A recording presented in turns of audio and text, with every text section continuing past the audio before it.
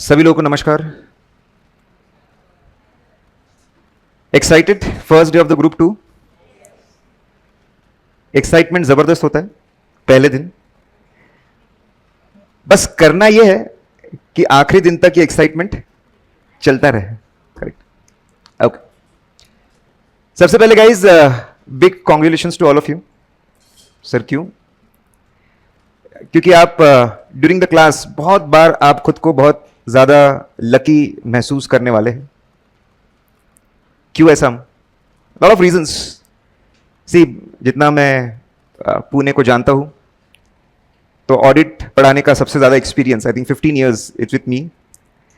और अगर मैं देखता हूं तो रैंक होल्डर कोई फैकल्टी पढ़ा रहा है ऐसा भी मुझे लगता है नहीं है। थोड़े से मजे ले रहा हूं सबके। अगर मैं बात करूं तो प्राइस वाटरहाउस कूपर्स बिग 4 में काम करने का एक्सपीरियंस भी शायद सिर्फ मेरे पास ही है। एंड एक ही सब्जेक्ट को पढ़ाना दिन रात और उसी में रिसर्च करना और उसी में best content banana, again I think that's very unique thing with me. और थोड़ा सा मैं जब देखता हूं तो ये पॉजिटिव चीज है दैट जो पूरा फोकस कॉन्सेप्ट्स, नॉलेज, एग्जाम्स, उसके अंदर परफॉर्मेंस ये होना चाहिए, मुझे लगता है कि कहीं ना कहीं मिसिंग है। ठीक है, आजकल कभी कभी कुछ लोगों को देखकर लगता है कि जैसे सलून का प्रमोशन कर रहे हैं। करेक्ट। कहीं पे कुछ लोग एजुकेशन को भूलकर उनको ऐसा लगता है कि बस एंटरटेनमेंट चल रहा है। Correct. So looking at these things I think you are going to get best of the content. मतलब अपने जो नोट्स है आपको भास्कर नोट्स मिलने वाले हैं और ऐसे नोट्स मतलब इससे थोड़े नजदीक भी अगर पहुंच जाए तो मुझे लगता है बहुत बड़ी बात है। बेस्ट नोट्स थ्योरी के अंदर जो पूरा पढ़ाया जाता है, notes play very important role. तो अगर आप कंपेयर करेंगे तो इसके नजदीक भी कोई नोट्स नहीं आते और आपको इसमें पढ़ने में बहुत मजा आएगा। उसको हम लोग आज देखेंगे। आपको 2 वॉल्यूम में मिलेंगे भास्कर नोट्स। फिर आपको क्वेश्चन बैंक मिलेगी, अभी बताऊंगा मैं आपको, परम क्वेश्चन बैंक। एंड सर ये तो question bank normal, but then this question bank is going to be extraordinary. क्यों extraordinary? Will see. And then MCQ book. और सबसे खास आप लोगों को फाड़ू चार्ट बुक मिलेगी। 80 पेजेस में पूरा ऑडिट पूरा कवर होगा। आपको क्लास के साथ रिवाइज करना है, हर लेक्चर का ऑडियो मैं आपको दूंगा। क्लास के बाद में आपको रिवाइज करना है मल्टीपल टाइम्स। क्लास हो गई, आपको 2 बार रिवाइज करना है। तो फाड़ू चार्ट रिवीजन लगभग 12 से 13 घंटे में पूरा का पूरा चार्ट बुक अभी भी कवर्ड है, यूट्यूब के ऊपर है। ठीक है, आपके लिए नया वर्जन आएगा, उससे आपको रिवाइज करना रहेगा। आप मल्टीपल टाइम्स उससे रिवाइज कर पाएंगे। एंड मोस्ट इंपॉर्टेंटली एग्जाम के एक दिन पहले, एग्जाम के एक दिन पहले कोई अगर आपको बता दे कि भाई बस ये वीडियो शुरू करना है और चार्ट से फटाफट आपको चीजें कवर कर लेना है, that's going to make revision wonderful. तो क्लास में तो हम धमाल मचाएंगे, लेकिन क्लास के साथ साथ क्लास के बाद में आपको जो रिवीजन करना है, मल्टीपल रिवाइज करना है और एग्जाम के पहले जो रिवीजन करना है, उसका बेस्ट कंटेंट और बेस्ट सपोर्ट आपको साथ में रहेगा। करेक्ट। चलिए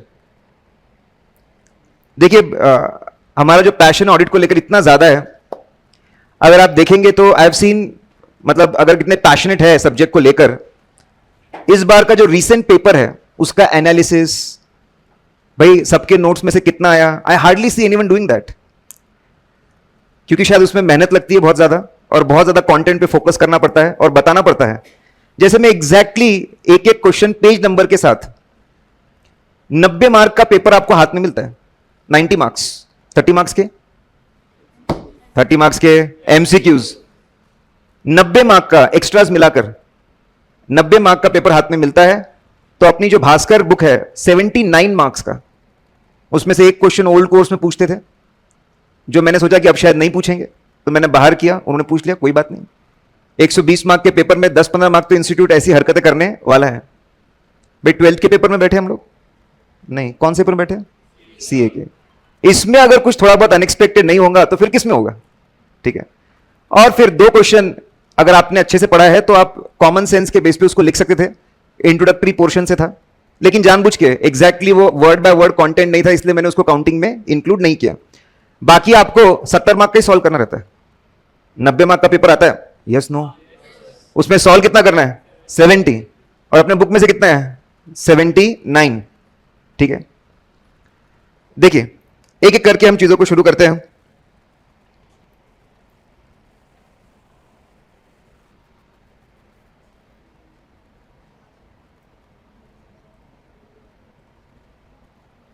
चलिए फटाफट मेरे बारे में, we are going to spend around 100 hours together, तो मेरे बारे में आपको पता होना चाहिए। एकेडमिकली 10th में 73।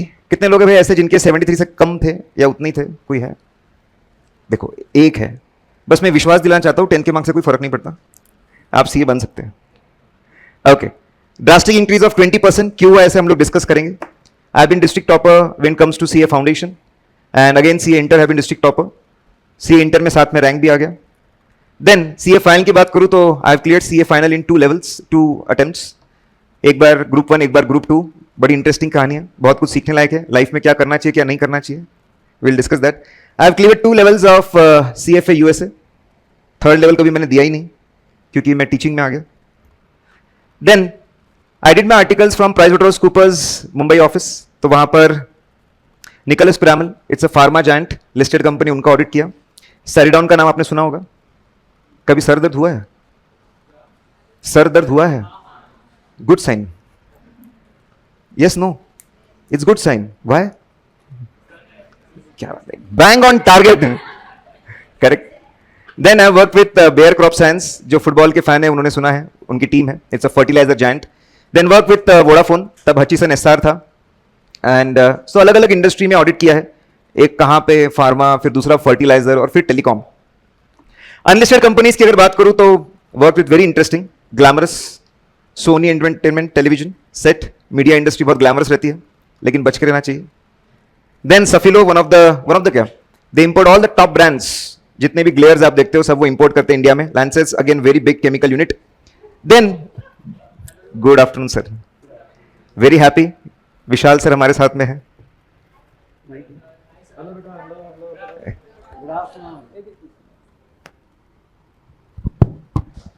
वेल दोस्तों, सबसे पहले तो मैं बता दूं, मैं नीचे आया था तो मैंने कहा आपको सेकंड ग्रुप के लिए बेस्ट विशेस दे दूं।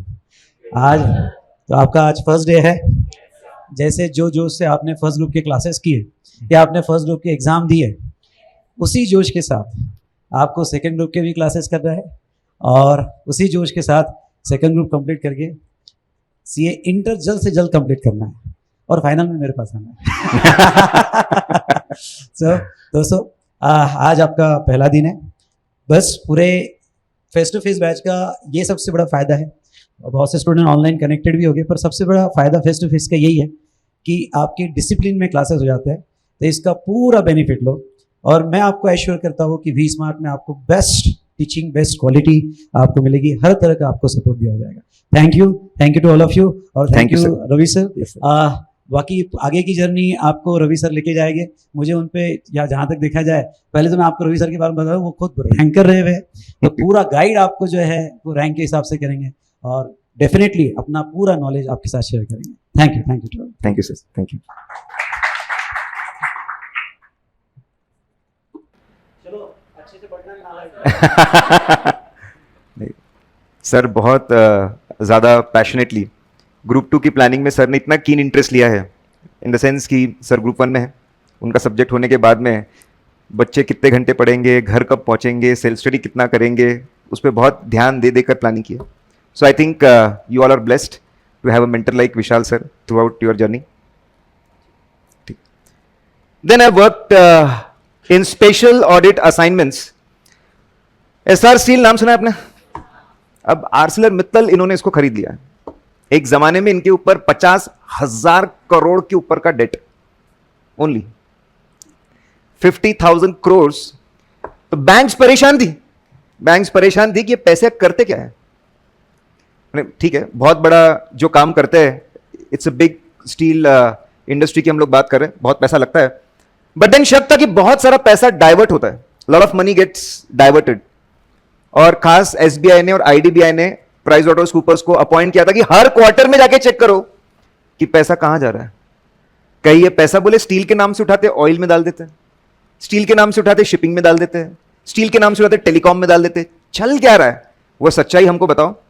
क्योंकि अगर ये लोग गलत काम कर रहे हैं तो will take action on them. So we had a privilege of doing that audit. Then foreign financial reporting, ये सुना है आपने? Foreign financial reporting. आपको क्या लगता है आज के डेट में कंपनीज सिर्फ इंडिया के अकाउंटिंग स्टैंडर्ड्स है उसके हिसाब से बनाती है फाइनेंशियल स्टेटमेंट्स की, और भी स्टैंडर्ड्स होते होंगे? क्या बहुत बढ़िया. तो हमारी एक company, in fact few companies India के अकाउंटिंग स्टैंडर्ड के हिसाब से फाइनेंशियल स्टेटमेंट्स बनाते थे, और उसके बाद जर्मनी, यूएस, अलग अलग कंट्रीज के हिसाब से फाइनेंशियल स्टेटमेंट बनाते थे. तो हमको इंडिया के हिसाब से जो फाइनेंशियल स्टेटमेंट बने उसका ऑडिट भी करना रहता. और फॉरेन फाइनेंशियल रिपोर्टिंग बोलते हैं. फाइनेंशियल रिपोर्टिंग मतलब अकाउंटिंग. जो फॉरेन कंट्रीज के स्टैंडर्ड्स के हिसाब से अकाउंटिंग है उसका भी ऑडिट करना पड़ता था. अगेन वेरी इंटरेस्टिंग थिंग कि वही फाइनेंशियल, वही कंपनी, वही फाइनेंशियल ईयर, प्रॉफिट अलग अलग, एसेट्स अलग अलग, लाइबिलिटीज अलग अलग. यहां पे वही चीज सही है और वही चीज कहीं पे गलत है. Very interesting thing. तो वो हमने देखा. Then again glamour. तो लकी थे आर्टिकलशिप के दौरान. तो we were auditors for IIFA awards और अप्सरा अवार्ड्स. तो वहां पर वोटिंग में कोई गड़बड़ ना हो उसके लिए हमको ऑडिटर्स रखा गया था. Then I did my industrial training at standard chartered mutual fund. मतलब I still vividly remember IIM के सुयश चौधरी, क्योंकि आपके जो बॉसेज हैं आपको हमेशा याद रहते हैं. यंग चैप 27 साल के, IIM लखनऊ से MBA किया, he was a fund manager, और मैं 21 साल का उनके under training. So work with him, it was wonderful, had a very good experience. फिर इतना दोस्तों में हमारे कुछ कुछ करते रहना, तो फाइनल के बाद जब हमको टाइम मिला, अभी पास होने के थे हम लोग, so we start taking assignments. आपकी बुक्स में कैश नेगेटिव है, हम है ना, रेक्टिफाई कर देंगे. अच्छा एनालिसिस करना है, हम बैठे क्यों है, वो भी कर देंगे. So started taking lot of assignments. And then before I became CA, I started teaching. I have been teaching since 2007, so it's almost 15 years now. I've taught across India when it comes to revision classes. Delhi, Chandigarh, Kanpur, Indore, Ahmedabad, Jaipur, Pune, Nagpur, Mumbai, Bangalore, even Dubai. Dubai में CA institute का chapter पता है आपको? तो मौका था कि वहां पर मैं रिवीजन क्लास लूं, and again it was great. अगर हम टीचिंग मेथोडोलॉजी की बात करें तो कॉन्सेप्चुअल अंडरस्टैंडिंग को कोई भी, there is no alternative. Conceptual understanding तो चाहिए ही चाहिए, लेकिन कॉन्सेप्चुअल अंडरस्टैंडिंग के साथ में what you are going to get is phenomenal retention techniques. अपने नोट्स में जितने भी concepts, each and every concept is having a chart. उसको बहुत ध्यान देकर, स्टडी करके, रिसर्च करके, बहुत सिंप्लीफाइड मैनर में चार्ट क्रिएट किया है विद ऑल कीवर्ड्स और याद रखने का तरीका है. तो तभी मैं बोलता हूं कि पैशन इतना कूट कूट के भरा है, और यहां पे मैं देखा कि क्या चल रहा था, मेरे को बहुत मजा आया. मतलब आई वॉज सो हैप्पी, इसलिए मैंने बोला कि कॉन्ग्रेचुलेशंस, मेरे को पढ़ाने में बहुत मजा आएगा, because we know that the content which we are delivering is going to be exceptional. तो memory techniques will be something शायद आपने सोचा नहीं था कि ऐसे भी चीजों को याद रख सकते हैं, तो वो आपको दी जाएगी. डेली ऑडियो रिवीजन आपको मिलेगा हर लेक्चर का. लॉट ऑफ मेमोरी टेक्निक्स हम लोग जब देखेंगे तो ये सिर्फ 10 है, लेकिन इसके अलावा भी हम बहुत सारे यूज करते हैं. अगर मैं बुक्स की बात करता हूं तो देखिए, if I talk about books, तो बुक्स की खास बात, आपके हर कॉन्सेप्ट को हमने नंबर देके रखा हुआ है. आपको स्क्रीन में पूरा नजर नहीं आ रहा होगा, थोड़ी देर में आ जाएगा. तो हर कॉन्सेप्ट का नंबर है. सर क्यों है ये? पूरे नोट्स स्ट्रीमलाइंड है. अगर आपको डाउट भी कभी पूछना है, सर ये कॉन्सेप्ट में डाउट है, सिर्फ नंबर डालना है आपको. हमारे वेबसाइट पे auditguru.in पे ऑलरेडी, ठीक है, 6-7 हजार क्वेरी सॉल्व है. बहुत सी बार आप अगर नंबर डालोगे तो आपको मिल जाएगा, अच्छा ये डाउट तो पहले से क्लियर है. और खास बात, जो आपकी चार्ट बुक है वो इसी सीक्वेंस में है और नंबर कॉमन है. अच्छा इसका ये चार्ट है. उससे भी खास बात, ये number edition to edition same रहते हैं. सपोज मैंने कोई नया कॉन्सेप्ट ऐड किया, तो मुझे बताना ये मैंने 4 नए कॉन्सेप्ट ऐड किए. आपको अच्छा यहां पे आपने सर ने ऐड किया है, तो कभी अमेंडमेंट होते हैं, कुछ चेंज आता है, तो आपके लिए बहुत आसान रहता है ये आइडेंटिफाई करना कि नया क्या आया है. अच्छा ये कॉन्सेप्ट नंबर नया है. तो इन सब चीजों को ध्यान में रखें. हर कॉन्सेप्ट के बाजू में आपको क्वेश्चन नंबर और एमसीक्यू नंबर मिल जाएगा। 550 से ज्यादा क्वेश्चंस है, उतने ही लगभग उससे ज्यादा एमसीक्यूज है। Each and every question MCQ is linked. इस कॉन्सेप्ट पे कैसा क्वेश्चन पूछने वाले हैं, कैसा एमसीक्यू आने वाला है, यह आपको हर जगह मिलेगा। मैं तो डिस्कस करूंगा ही, लेकिन आपको कभी भी देखना एग्जैक्टली इस पॉइंट पे कौन सा क्वेश्चन पूछा है। और आप लोग को एक गूगल शीट मिलने वाली है, आज के डे में कितने कॉन्सेप्ट कवर है उस पर रहेगा, करस्पॉन्डिंग क्वेश्चंस एमसीक्यूज कितने उस पर रहेगा। काफी सारे तो हम क्लास में कर लेंगे, आपको पता होगा कि यार आज के मुझे कितने क्वेश्चंस करने हैं, क्योंकि अगर पता रहना स्पेसिफिकली इतना करना है, नहीं तो फिर हम ढूंढते रहते और हम वेट करते जब चैप्टर खत्म होगा, फिर हम क्वेश्चन बैंक को हाथ लगाएंगे। कभी कभी तो चैप्टर भी नहीं, कोर्स खत्म होने का वेट करते हैं, बोले कोर्स खत्म कर लेते हैं फिर उसके बाद हम सॉल्व कर लेंगे। तो मुझे लगता है यही प्रॉब्लम होता है। रोज के रोज अगर हमने क्वेश्चन देख लिए, that is the best thing which can happen. फिर आपकी जो थ्योरी है उसमें भी जो कीवर्ड्स है पहले ही आपको हाईलाइट करके दिए हैं, ताकि आपको कष्ट ना हो, ठीक है, तकलीफ ना हो। तो ऑलरेडी जो कीवर्ड्स है वो हाईलाइट करके आपको दिए रहेंगे।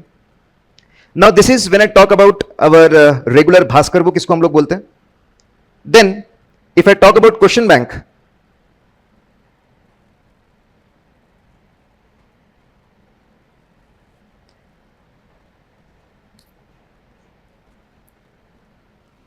हर क्वेश्चन का आपको नंबर मिला है, क्वेश्चन नंबर ऑफ कोर्स, और आपको पता है कहां पे लिंक्ड है, रेगुलर बुक के साथ में उसका हेडिंग मिलेगा, देखते से पता चल जाए किस चीज के ऊपर क्वेश्चन है।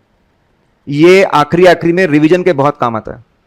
ये कॉन्सेप्ट मेरे को आता है, ये क्वेश्चन इजी है। नेक्स्ट, उसमें भी ऐसा नहीं कि क्वेश्चन हमने रिपीटिव क्वेश्चन अलग अलग दिए।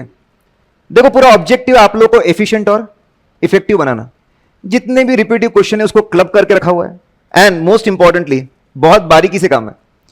पहली बार ये क्वेश्चन आया था प्रैक्टिस मैनुअल 16, फिर May 16 RTP, May 17 RTP, May 18 RTP, नवंबर 19 आरटीपी, और यहां पर लिखा हुआ है न्यू कोर्स। न्यू कोर्स में तो पूछा ही नहीं अभी तक सर, फिर भी आपने लिया क्योंकि वो कॉन्सेप्ट आज भी है, रेलेवेंट है। Concept covered in new course study material SM, इसलिए हमने उसको रखा है। मतलब क्वेश्चन की कुंडली ओल्ड कोर्स में कहां पे आया, न्यू कोर्स में कहां पे आया, हर चीज आपको मिलेगी। ये बहुत काम की होती है। जब आखिरी हम रिवाइज करने वाले हैं, आपको जो IMP लिस्ट मिलेगी वो भी इसी के हिसाब से, and the complete thing, correct. फिर उसके बाद MCQ book, again on the same lines, आपको MCQ बुक में भी आपको सोर्स मिलेगा हर जगह पे कि कहां कहां से MCQ पूछा हुआ है। And needless to say that इसके अंदर सारी चीजें कवर है। इंस्टीट्यूट ने आज तक जितने MCQs पूछे हैं, सबसे पहले जब MCQ आया था तो सैंपल्स इशू किए थे उन्होंने। वो सैंपल MTPs, RTP, फिर ICI की MCQ बुकलेट होती, पता है आपको। Every damn thing is covered with the source. रिपीटो को हम लोगों ने क्लब किया हुआ है। सो बुक्स, नाउ मैंने बहुत ही शॉर्ट में फटाफट मेरे बारे में बताया और हम लोग क्या क्या आप लोगों को प्रोवाइड करने वाले उसके बारे में बताया। Now let's get to the subject of audit. क्या लगता है आपको आज के जमाने में ट्रस्ट, हर जगह पे भरोसा फैला हुआ है कि लैक ऑफ ट्रस्ट है? देखो एकदम सर, ये भी कोई पूछने वाली बात, दैट्स अ ट्रुथ, ठीक है। मुझे बताइए कंपनी को दिन रात चलाता कौन है? मैनेजमेंट। कंपनी को स्क्रैच से शुरू किसने किया है? मैनेजमेंट। दिन रात सारे ट्रांजैक्शन करता कौन है? मैनेजमेंट। ट्रांजैक्शन करता है मतलब ट्रांजैक्शन का पूरा नॉलेज किसको है? नॉलेज किसको है? मैनेजमेंट। जिसको नॉलेज है वही क्या करेगा? अकाउंटिंग। अरे जिसको नॉलेज है वही क्या करेगा? अकाउंटिंग। और जो अकाउंटिंग करेगा वही क्या बनाएगा? वही क्या बनाएगा? Financial statements. वही फाइनेंशियल स्टेटमेंट्स बनाएगा। लेकिन यही सबसे बड़ा प्रॉब्लम है। This is the biggest problem. Management खुद के फाइनेंशियल स्टेटमेंट्स बना रहा है, मतलब खुद का परफॉर्मेंस रिपोर्ट बना रहा है। Are you getting this point? आप मुझे बताइए, अगर मैं आपको बोलूं कि आपको एग्जाम में पेपर लिखना है, पेपर देने के बाद में पेपर्स खत्म हो गए, 4-5 दिन की छुट्टी लो, फिर आपको आगे खुद के पेपर चेक करना है, आपको आपकी परफॉर्मेंस रिपोर्ट खुद बनानी है, आप क्या करोगे? आप लिखोगे भाई मेरा तो जन्म ही इसीलिए हुआ था कि मैं सीए बनूं, डॉक्टर ने बोला था सीए पैदा हुआ है। यार खुद की परफॉर्मेंस रिपोर्ट खुद बनाओगे तो पूरे चांसेस है कि लोग उसको क्या करेंगे? अरे लोग उसको क्या करेंगे? मैनिपुलेट। Yes no? आज के डेट में पूरे इकोनॉमी में हर जगह पे लोगों को डाउट है कि मैनेजमेंट खुद के फाइनेंशियल स्टेटमेंट्स बना रहा है और उसमें गड़बड़ रह सकती है। बस इसी डाउट को दूर करने के लिए एक होनहार, बुद्धिमान, शक्तिमान व्यक्ति चाहिए। कौन? ऑडिटर। वो चीजों को चेक करे, उसको क्या दे? रिपोर्ट दे। और ये काल्पनिक नहीं है, ये जो डर है ये काल्पनिक नहीं है, ये थ्रेट है, वो काल्पनिक नहीं, इसका वास्तविकता से पूरा संबंध है।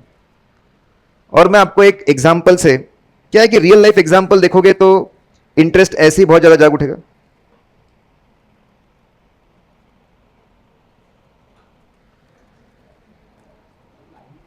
देखिए, आपने शायद इस कंपनी का नाम पहले ना सुना हो क्योंकि इंडिया की कंपनी नहीं है, it's a German company, wire card. Wire card, इसकी कहानी मैं आपको बताता हूं शॉर्ट में, हमारा कोई कोर्स का पार्ट नहीं है, लेकिन एक मैं जो आपको बताया था कि थ्रेट कितनी रियल है, सही में कितना बड़ा प्रॉब्लम इकोनॉमी के अंदर है, अक्रॉस द वर्ल्ड है, ये आपको महसूस करना है। वायर कार्ड जर्मनी 1999 में बना, बहुत बड़ा डॉट कॉम बबल था, वो बर्स्ट हुआ, समहाउ दे सर्वाइव्ड। और फिर उन्होंने अपना काम जारी रखा। इनका काम था पेमेंट प्रोसेसिंग। क्या प्रोसेसिंग? Payment processing. बहुत सिंपल सा, आपने नाम सुना होगा पेपाल का, सुना है? PayU money, PayPal, PayU money. अब जैसे वी स्मार्ट और हमारे बहुत सारे ट्रांजैक्शन, ईज बस करके पेमेंट प्रोसेसर है, सिंपल सा काम है इनका। इनका काम है कस्टमर से पैसे इकट्ठा करना, क्रेडिट कार्ड से पैसे इकट्ठा करना, डेबिट कार्ड से पैसे इकट्ठा करना, यूपीआई से इकट्ठा करना, अपना कमीशन डिडक्ट करना और कस्टमर को उसके पैसे दे देना। तो ये लोग पेमेंट प्रोसेसिंग का काम करते थे और पहले से ही ये गलत काम पे विश्वास रखते थे, मतलब इनकी सोच ही गलत थी। अब आज जब हम डॉट्स कनेक्ट करते हैं तो इन्होंने सबसे पहले पेमेंट सर्विसेज प्रोसेसिंग शुरू की। किसको करना शुरू किया? इलीगल बेटिंग की जो साइट्स है, जिसको कोई सर्विस नहीं देना था, कौन देगा? हम देंगे। ठीक है, इलीगल बेटिंग, गेमिंग, ठीक है, पॉर्न साइट्स को कौन करेंगे सपोर्ट? तो हम करेंगे। इन्होंने अपना बिजनेस शुरू किया, चलो ठीक है। ये इनके मास्टरमाइंड जो अब अरेस्ट हो चुके हैं, इनके सीएफओ, मास्टरमाइंड तो वही थे बेचारा, ये तो मोहरा था, ये भी फंस गया, ये भी पिस गया। Now these guys were growing phenomenally, जबरदस्त इनका ग्रोथ, मतलब ग्रोथ कितना? 40,000%, मतलब 400 टाइम्स ग्रोथ 15 साल में। जो उनका रेवेन्यू होता था, इतना भयंकर उनका ग्रोथ था। टॉप कंपनीज ऑफ जर्मनी, मतलब जर्मनी की शान कौन है? तो वायर कार्ड। आपने डॉइचे बैंक का नाम सुना होगा। मतलब these guys were are going to, मतलब ऐसी बातें चल रही थी कि वो टेक ओवर करेंगे। किसका? डॉइचे बैंक का, वो भी जर्मन बैंक है। इतनी ज्यादा बातें चल रही है, लेकिन ये समय समय पर ये इंडिकेशन दे रहे थे कि दाल में कुछ काला है। काम ऐसे शुरुआत किया, दाल में कुछ काला है। यूएस में लिस्ट हुआ है, सीधे तरीके से नहीं, स्क्रूटिनी नहीं होनी चाहिए, किसी को सच्चाई पता नहीं चलनी चाहिए, इसलिए रिवर्स मर्जर, जो ऑलरेडी एक लिस्टेड कंपनी थी और जो डिफंक्ट थी, बंद हो चुकी थी, उसमें उन्होंने क्या किया? Reverse merger. क्योंकि ऐसा करने से, अगर खुद आईपीओ लाते, खुद अगर लिस्ट करते, तो वो प्रोसेस के अंदर इनकी स्क्रूटिनी बहुत ज्यादा होती। इनको ऐसा करना था नहीं, इसीलिए बैकडोर एंट्री से लिस्ट किए, वापस इंडिकेशन था कि दाल में कुछ काला है। और इतना ज्यादा इनका ग्रोथ, जर्मनी में पेमेंट प्रोसेसिंग शुरू की, सिंगापुर में शुरू की, दुबई, फिलीपींस, अलग अलग देशों में अपने बिजनेस को एक्सपांड करना शुरू कर दिया। जहां देखो वहां चर्चा हो रही है और एग्जाम्पल दे रहे, किसके? वायर कार्ड के। मैं आपको बता रहा हूं, हर चमकती चीज सोना नहीं होती। और मेरे को तो बहुत डर लगता है, जर्मनी की अगर इतनी बड़ी कंपनी जो डेवलप नेशंस में माना जाता है, और ऑनेस्टली स्पीकिंग यूरोपियन कंट्रीज में जो ऑडिट का तरीका है आज के डेट में हमसे बेहतर है। ऑडिट के टेक्नोलॉजी में वो लोग आगे हैं। वहां पर अगर ऑडिटर्स को इतने लंबे समय तक बेवकूफ बनाया जा सकता है तो इंडिया तो भूल ही जाओ। इनके ऑडिटर्स कौन थे? Ernst and young. और 1-2 साल नहीं, 10 साल। Now these guys were earning lot of profits across the globe, phenomenal growth। अगर आप देखेंगे तो एक समय पे 2013 में 482 मिलियन का इनका रेवेन्यू था और कुछ ही सालों में 5 साल में 5 गुना बढ़ गया। दैट वाज माइंड ब्लोइंग कि 5 साल में आपका रेवेन्यू 5 गुना बढ़ गया, 2000 मिलियन यूरो का पहुंच गया। बहुत भयंकर ग्रोथ।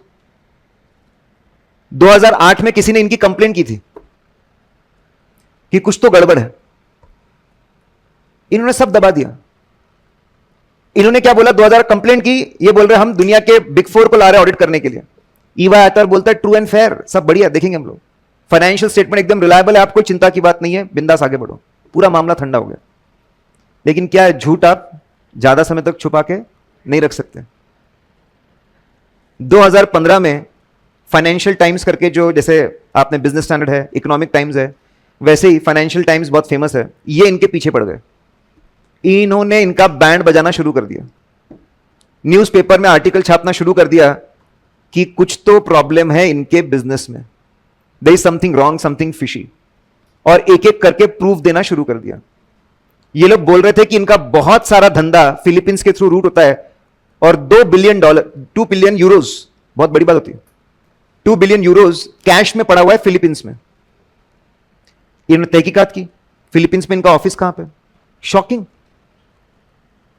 जहां ये लोग बोल रहे थे कि बिलियंस ऑफ यूरो रखे हुए हैं फिलीपींस में, हमारा ऑफिस है, न्यूज़पेपर वाले जाते हैं तो वहां पे एक छोटा सा घर है फिशरमैन का। वो बोले हमको भी नहीं मालूम ऐसा है। जैसे ये छापा, ये न्यूज बाहर आई, इनका वैल्यूएशन $24 बिलियन था। That goes to, that is more than 2 lakh crore. 2 lakh crore, it's a huge valuation. Within few days आधा, $12 billion, and they filed for bankruptcy. ये लोग कर क्या रहे थे? What these guys were are doing, they are doing round tripping. आजकल startups में हर जगह पे ये हो रहा है, बड़े लेवल पर लोगों को बेवकूफ बनाया जा रहा है। अगर ऑडिटर सतर्क रहते, अपना काम बराबर करते, तो ये दिन देखने नहीं पड़ते। और मुझे उम्मीद है कि आप लोग अच्छे ऑडिटर बनोगे। ये राउंड ट्रिपिंग है क्या? मिलियंस ऑफ डॉलर का लोन दिया एक पार्टी को,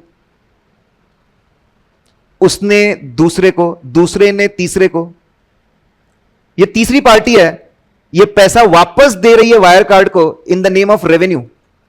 in the name of revenue मतलब पैसे निकले वायर कार्ड के जेब से, 2-3 कंपनी से घूमे और वापस पहुंचे वायर कार्ड को, किस नाम से? रेवेन्यू।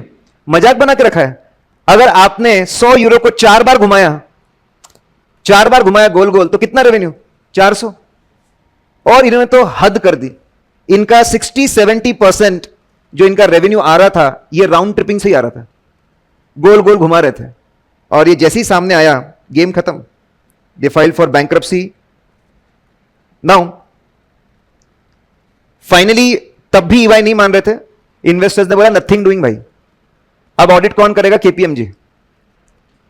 केपीएमजी को लाया, केपीएमजी को स्पेशल ऑडिट पे डाला। केपीएमजी ने बोला कि ये लोग हमको सबूत नहीं दे रहे, दाल में कुछ काला है। जैसे ही केपीएमजी की रिपोर्ट सामने, ईवाई वाले भी घबरा गए।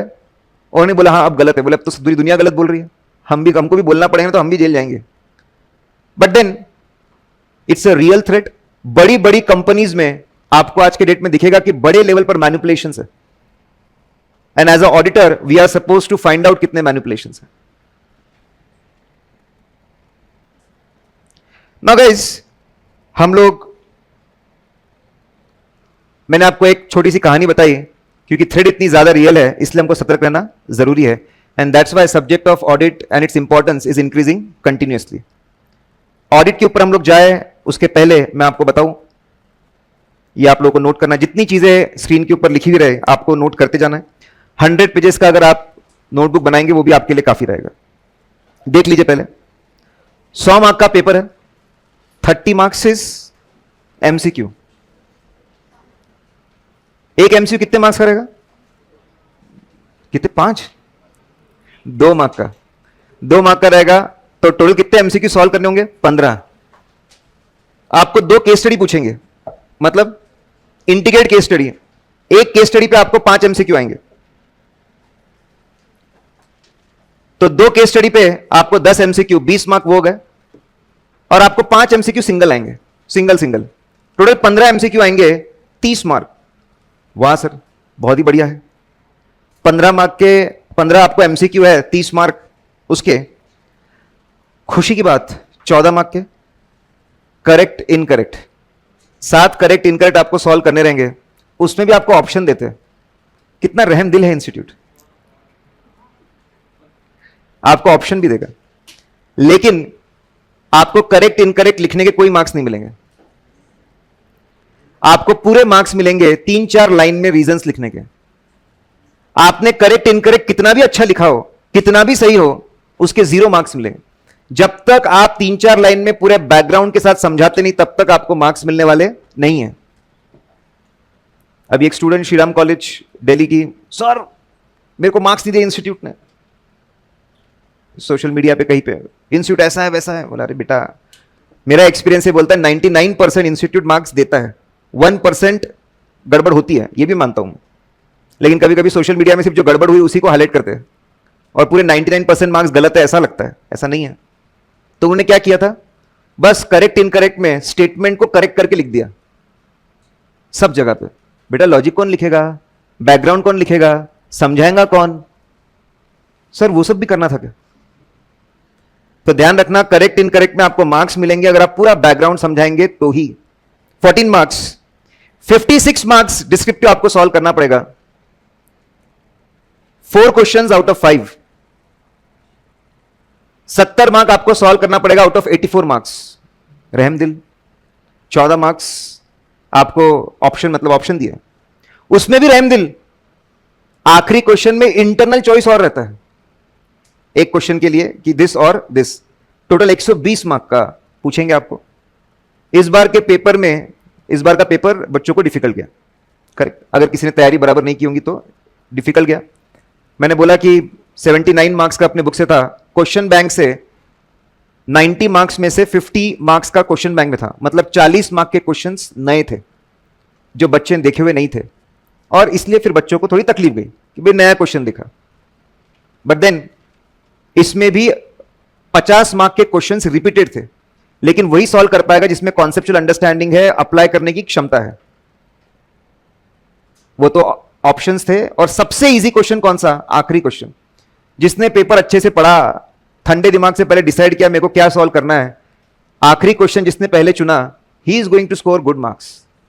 उसने एग्जामिनर को चारों खाने चित इंप्रेस कर दिया कि क्या लिखा है, बोले क्या लिखा है, क्या मजा आ रहा है। लास्ट क्वेश्चन सबसे इजी था। 14 मार्क का क्वेश्चन होता है, या तो ब्रेकअप होता है 4-4-3-3, या तो ब्रेकअप होता है 5-3-3। इससे क्या समझ में आ रहा है? 3-3 मार्क के क्वेश्चन है, मतलब लिखना बहुत पड़ेगा, लिखना बहुत पड़ेगा आपको। पहले ओल्ड कोर्स में वही क्वेश्चन 4 मार्क के लिए पूछते थे, वही क्वेश्चन अब यहां पूछ रहे हैं 3 मार्क के लिए। तो लिखना काफी है, इसलिए आपको राइटिंग प्रैक्टिस करना जरूरी है। देखिए, अगर मैं एक एनालिसिस करूं, 30 मार्क आपके क्या है? सब जवाब देंगे। 30 मार्क क्या है? एमसीक्यूज। 14 मार्क क्या है? Correct incorrect.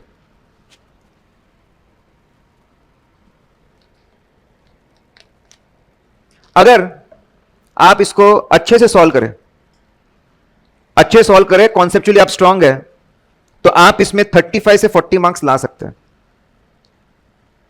35, मैं 44 में से बोल रहा हूं कितने? 35। 35 से 40 आ सकते हैं। अगर आपने 56 मार्क्स के, आपको क्या लिखना है? डिस्क्रिप्टिव।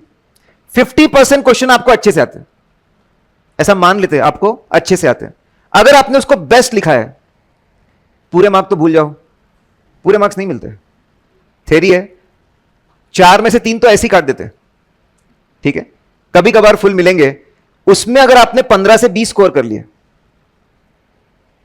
जो बचा है 28 है, कोई छोड़ना तो है नहीं। आपने लॉजिकल कॉन्सेप्चुअल वहां पर भी लिखा है, लेकिन ठीक है बैंग ऑन टारगेट नहीं लिखा है। उसमें भी अगर आपने रिलेवेंट बातें लिखी है 2 पेज, तो 1 मार्क तो गिर ही जाता है। 1 मार्क छोटा नहीं होता, छोटा होता है क्या? दैट इज 20%, 25%, वो 20% होता है, 25% होता है, छोटा बिल्कुल नहीं होता। उसमें भी मैं बोल रहा हूं अगर आप 5 से 10 मार्क लेके आ गए, अगर आप लोअर लिमिट्स पे भी चले तो कहां तक पहुंच सकते हैं आप? 55। अगर आप हायर पे चल रहे हैं, जबरदस्त आपका प्रेजेंटेशन है, क्या लैंग्वेज स्किल्स है, ऐसे मोती बरसते हैं। आप लिख रहे हो तो ऐसे मोती बरस रहे, चेक करने वाला एकदम इतना तो मेरे को भी नहीं आता, क्या लिखा है बोले, दिल जीत लिया। तो स्टूडेंट्स ने 87 भी स्कोर किया ऑडिट में, they have scored that much also, so that is possible. और ये देखकर आप ये महसूस करेंगे, मैं इसलिए बता रहा हूं कि टारगेट्स अनअचीवेबल नहीं है, they are very much achievable. इसमें भी आप अच्छा स्कोर कर सकते हैं। ये लिख लिया आपने? लिखा नहीं लिखा? ओके।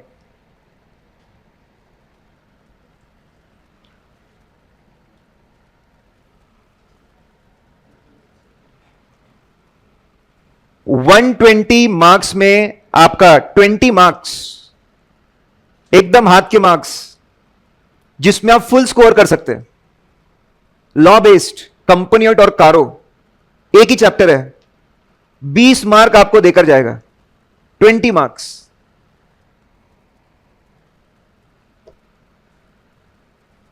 अकाउंट्स में अकाउंटिंग कैसे करता, कौन बताता है?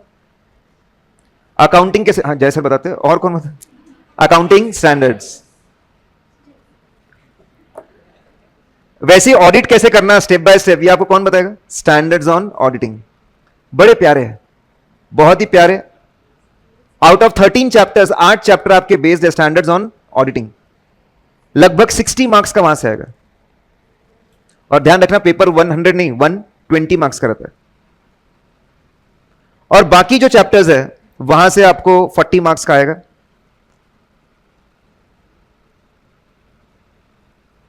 तो टोटलिटी में 120 मार्क्स, और हमको सब कवर करना है।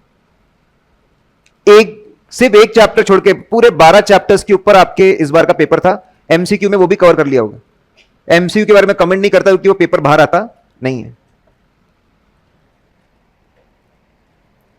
अब हमने और देखिए, ये एनालिसिस काफी काम आता है, किस पे ध्यान दे किस पे नहीं दे, स्ट्रेटेजी कैसे आगे बनाए, ये सब हमको काम आता रहेगा। फिर हमने एवरेज मार्क्स हर चैप्टर पे कितना पूछते हैं पिछले 5 अटेम्प्ट से, चैप्टर नंबर 1 से लेके चैप्टर नंबर 13, 7, 6, 8 सब पे पूछते पूछते कहां पे कितना आ रहा है। ये डिस्क्रिप्टिव है, इज एक्सक्लूडिंग एमसीक्यूज। अच्छा, उसमें भी सुनो, आपको पता है इंस्टीट्यूट ने ऑफिशियल वेटेज इशू किया हुआ है, पता है आपको? Yes no?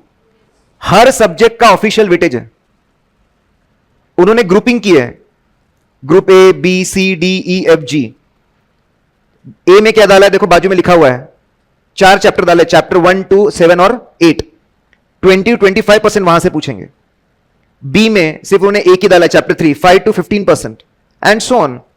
तो ये वेटेज हमको प्लानिंग करने में बहुत मदद करेंगे। इसको आप नोट कर लीजिए। देखो, पढ़ना सब कुछ है, पढ़ना सब कुछ है, देखेंगे सब कुछ, लेकिन ये जो बेसिक बातें हैं, कभी अगर आपके पास में समय की कमी पड़ी, कुछ भी कारण हुआ, और अगर आपको कोई चैप्टर डंप करना है, तो आपको पता होना चाहिए कि कहां पे हम उसको डंप कर सकते हैं, कहां पे हम लोग कम एफर्ट्स लगाए। और marks is a very important criteria to take all these calls. आपको समझ में आया A1 A2 क्यों लिखा हुआ है? इंस्टीट्यूट ने जो ग्रुपिंग करके दी है उसके हिसाब से। हमारे सर कोई बोले आगे में आधा आगे देखता हूं, आगे पीछे देखता हूं, ठीक है। क्लास में एकदम रिलैक्स होकर बैठेंगे, शांति से, करेक्ट। कोई लोड लेने की जरूरत नहीं है, नहीं तो बच्चे हर चीज को देख के याद करना शुरू, अरे रे रे रे, रुक जा बेटा, ऐसा मत कर। कभी कभी वेटेज मार्क्स भी याद करना शुरू, खत्म, एंड ऑफ द वर्ल्ड। लिख लिया आप लोगों ने? Now finally, after all the background, हम लोग चैप्टर नंबर 1 से कुछ बेसिक चीजें पढ़ेंगे and then will start with chapter number 3। Chapter number 3 बड़ा चैप्टर है लेकिन बहुत इंटरेस्टिंग है, और मुझे लगता है कि बहुत सॉलिड फाउंडेशन आपका बनेगा। मैंने आपको बोला ऑडिट मतलब बहुत बहुत बहुत ही ज्यादा आसान शब्दों में बोलूं तो 2 बातें, चीजों को चेक करना और उस पर रिपोर्ट देना। बहुत ही सिंपल वर्ड्स में। दो तरह के ऑडिट्स बहुत फेमस है, हम देखेंगे सभी तरह के ऑडिट्स। एक होता है एक्सटर्नल ऑडिट। क्या होता है? External audit. उसी को बोलते हैं स्टैट्यूटरी ऑडिट। ठीक है, कंपनी केस में उसी को बोलते हैं कंपनी ऑडिट। और दूसरा होता है इंटरनल ऑडिट। ठीक है, नाउ क्या लगता है आपको दोनों में फर्क क्या होगा? क्या बात करें सर, एक्सटर्नल है और दूसरा इंटरनल है, क्या फर्क होगा दोनों में?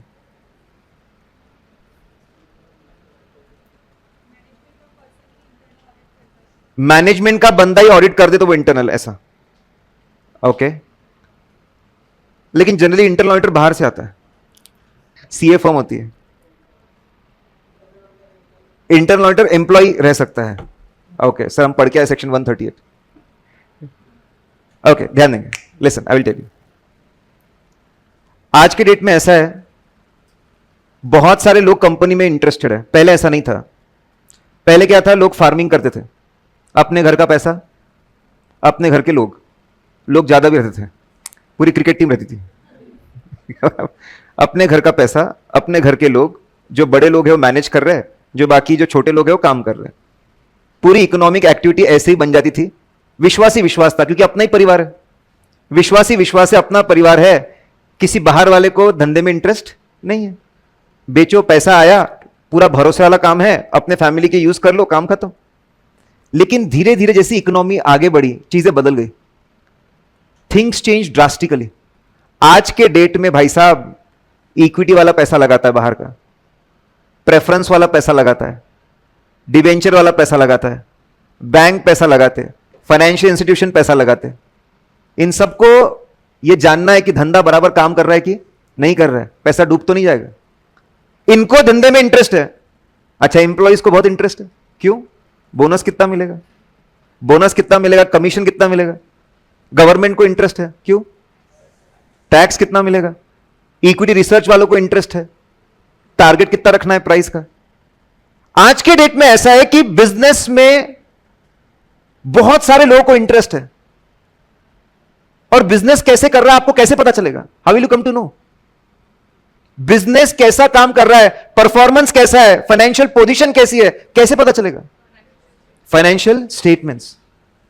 आज के जमाने में फाइनेंशियल स्टेटमेंट का इंपॉर्टेंस मल्टीफोल्ड बढ़ गया है। एवरीवन वांट्स टू नो कि बिजनेस कैसा हो रहा है, फाइनेंशियल स्टेटमेंट्स। और फाइनेंशियल स्टेटमेंट में बेसिक प्रॉब्लम है कि जो लोग काम कर रहे हैं वही उसको बना रहे हैं, क्योंकि और कोई बना भी नहीं सकता। तो हमको एक होनहार, बुद्धिमान, शक्तिमान व्यक्ति चाहिए जो फाइनेंशियल स्टेटमेंट चेक करके दे। आप मुझे बताइए, आप किस पे ज्यादा विश्वास करेंगे? बाहर से एक ऐसा व्यक्ति आया है जिसका कंपनी से कोई नाता नहीं है, दूर दूर से, वो चेक करके रिपोर्ट दे रहा है, उस पर ज्यादा भरोसा करोगे? कि एमडी का साला है, उसने रिपोर्ट दी, उस पर ज्यादा भरोसा करोगे? बाहर से।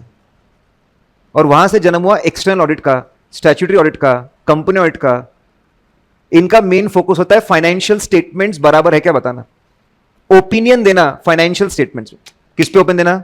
फाइनेंशियल स्टेटमेंट्स पे। तो दिमाग में एकदम क्लैरिटी डालो। फाइनेंशियल स्टेटमेंट में जब ओपिनियन देते हैं, कौन सा ऑडिट है? External audit. और बहुत सी बार लॉ के हिसाब से मैंडेटरी होता है, इसलिए उसको और क्या बोलते हैं? Statutory audit. क्योंकि बाहर से व्यक्ति आता है, इसलिए इसको और बोलते हैं इंडिपेंडेंट ऑडिट। क्या बोलते हैं? Independent audit.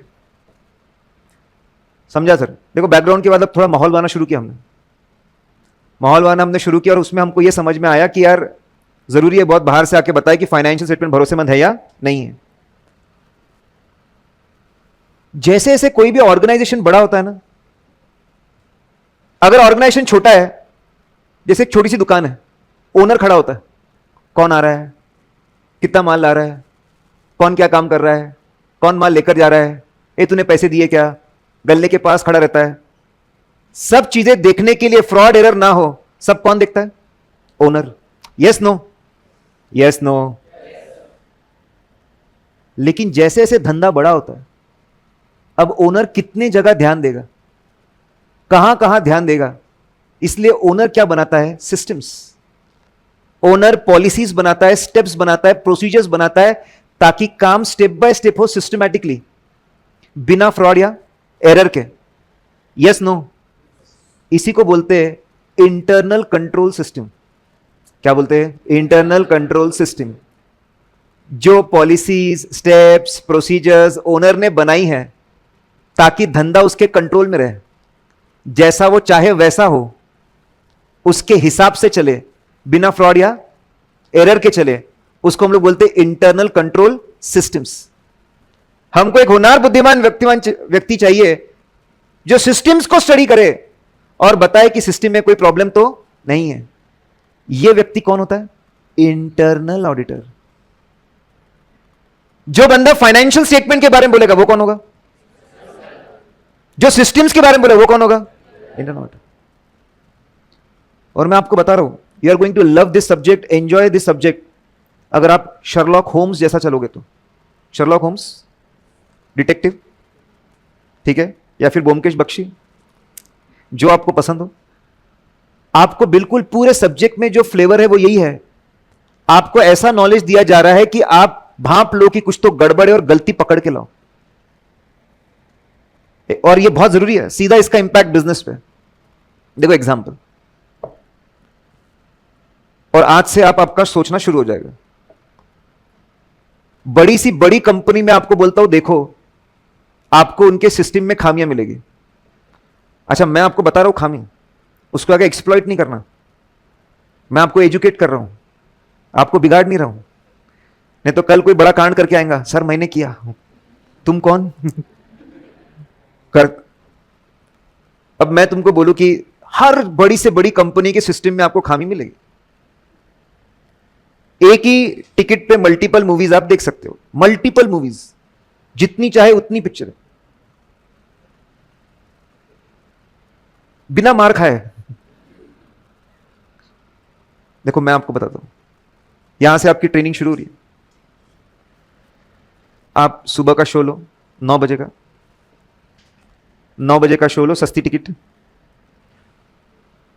लॉबी में आप टिकट बताओगे, फिर आप बोलेंगे ऑडी 1, ऑडी 2, जो भी ऑडिटोरियम है, स्क्रीन 1, 2 जो भी है, वहां पे आप जाओगे, जाओ बढ़िया पिक्चर एंजॉय करो। पिक्चर खत्म होने के बाद या उसके जस्ट पहले वापस मेन लॉबी में आ जाओ। एग्जिट डोर्स होते, वहां मत जाओ, मेन लॉबी में आ जाओ और दूसरे स्क्रीन में चले जाओ, फिर वापस आ जाओ, तीसरे सीन में चले जाओ, दिन भर पिक्चर देखो। वेरी मच पॉसिबल, किसी को पता भी नहीं चलेगा, क्योंकि टिकट चेक कहां पे हो रही है?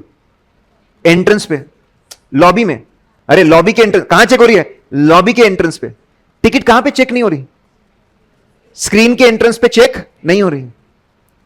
एक ही टिकट से आप दिन भर पूरी जितनी पिक्चरें चल रही है सब आप देख सकते हो, जितनी चाहे उतनी। बस एक बार एंट्री लेनी है, हरकतें नहीं करनी है।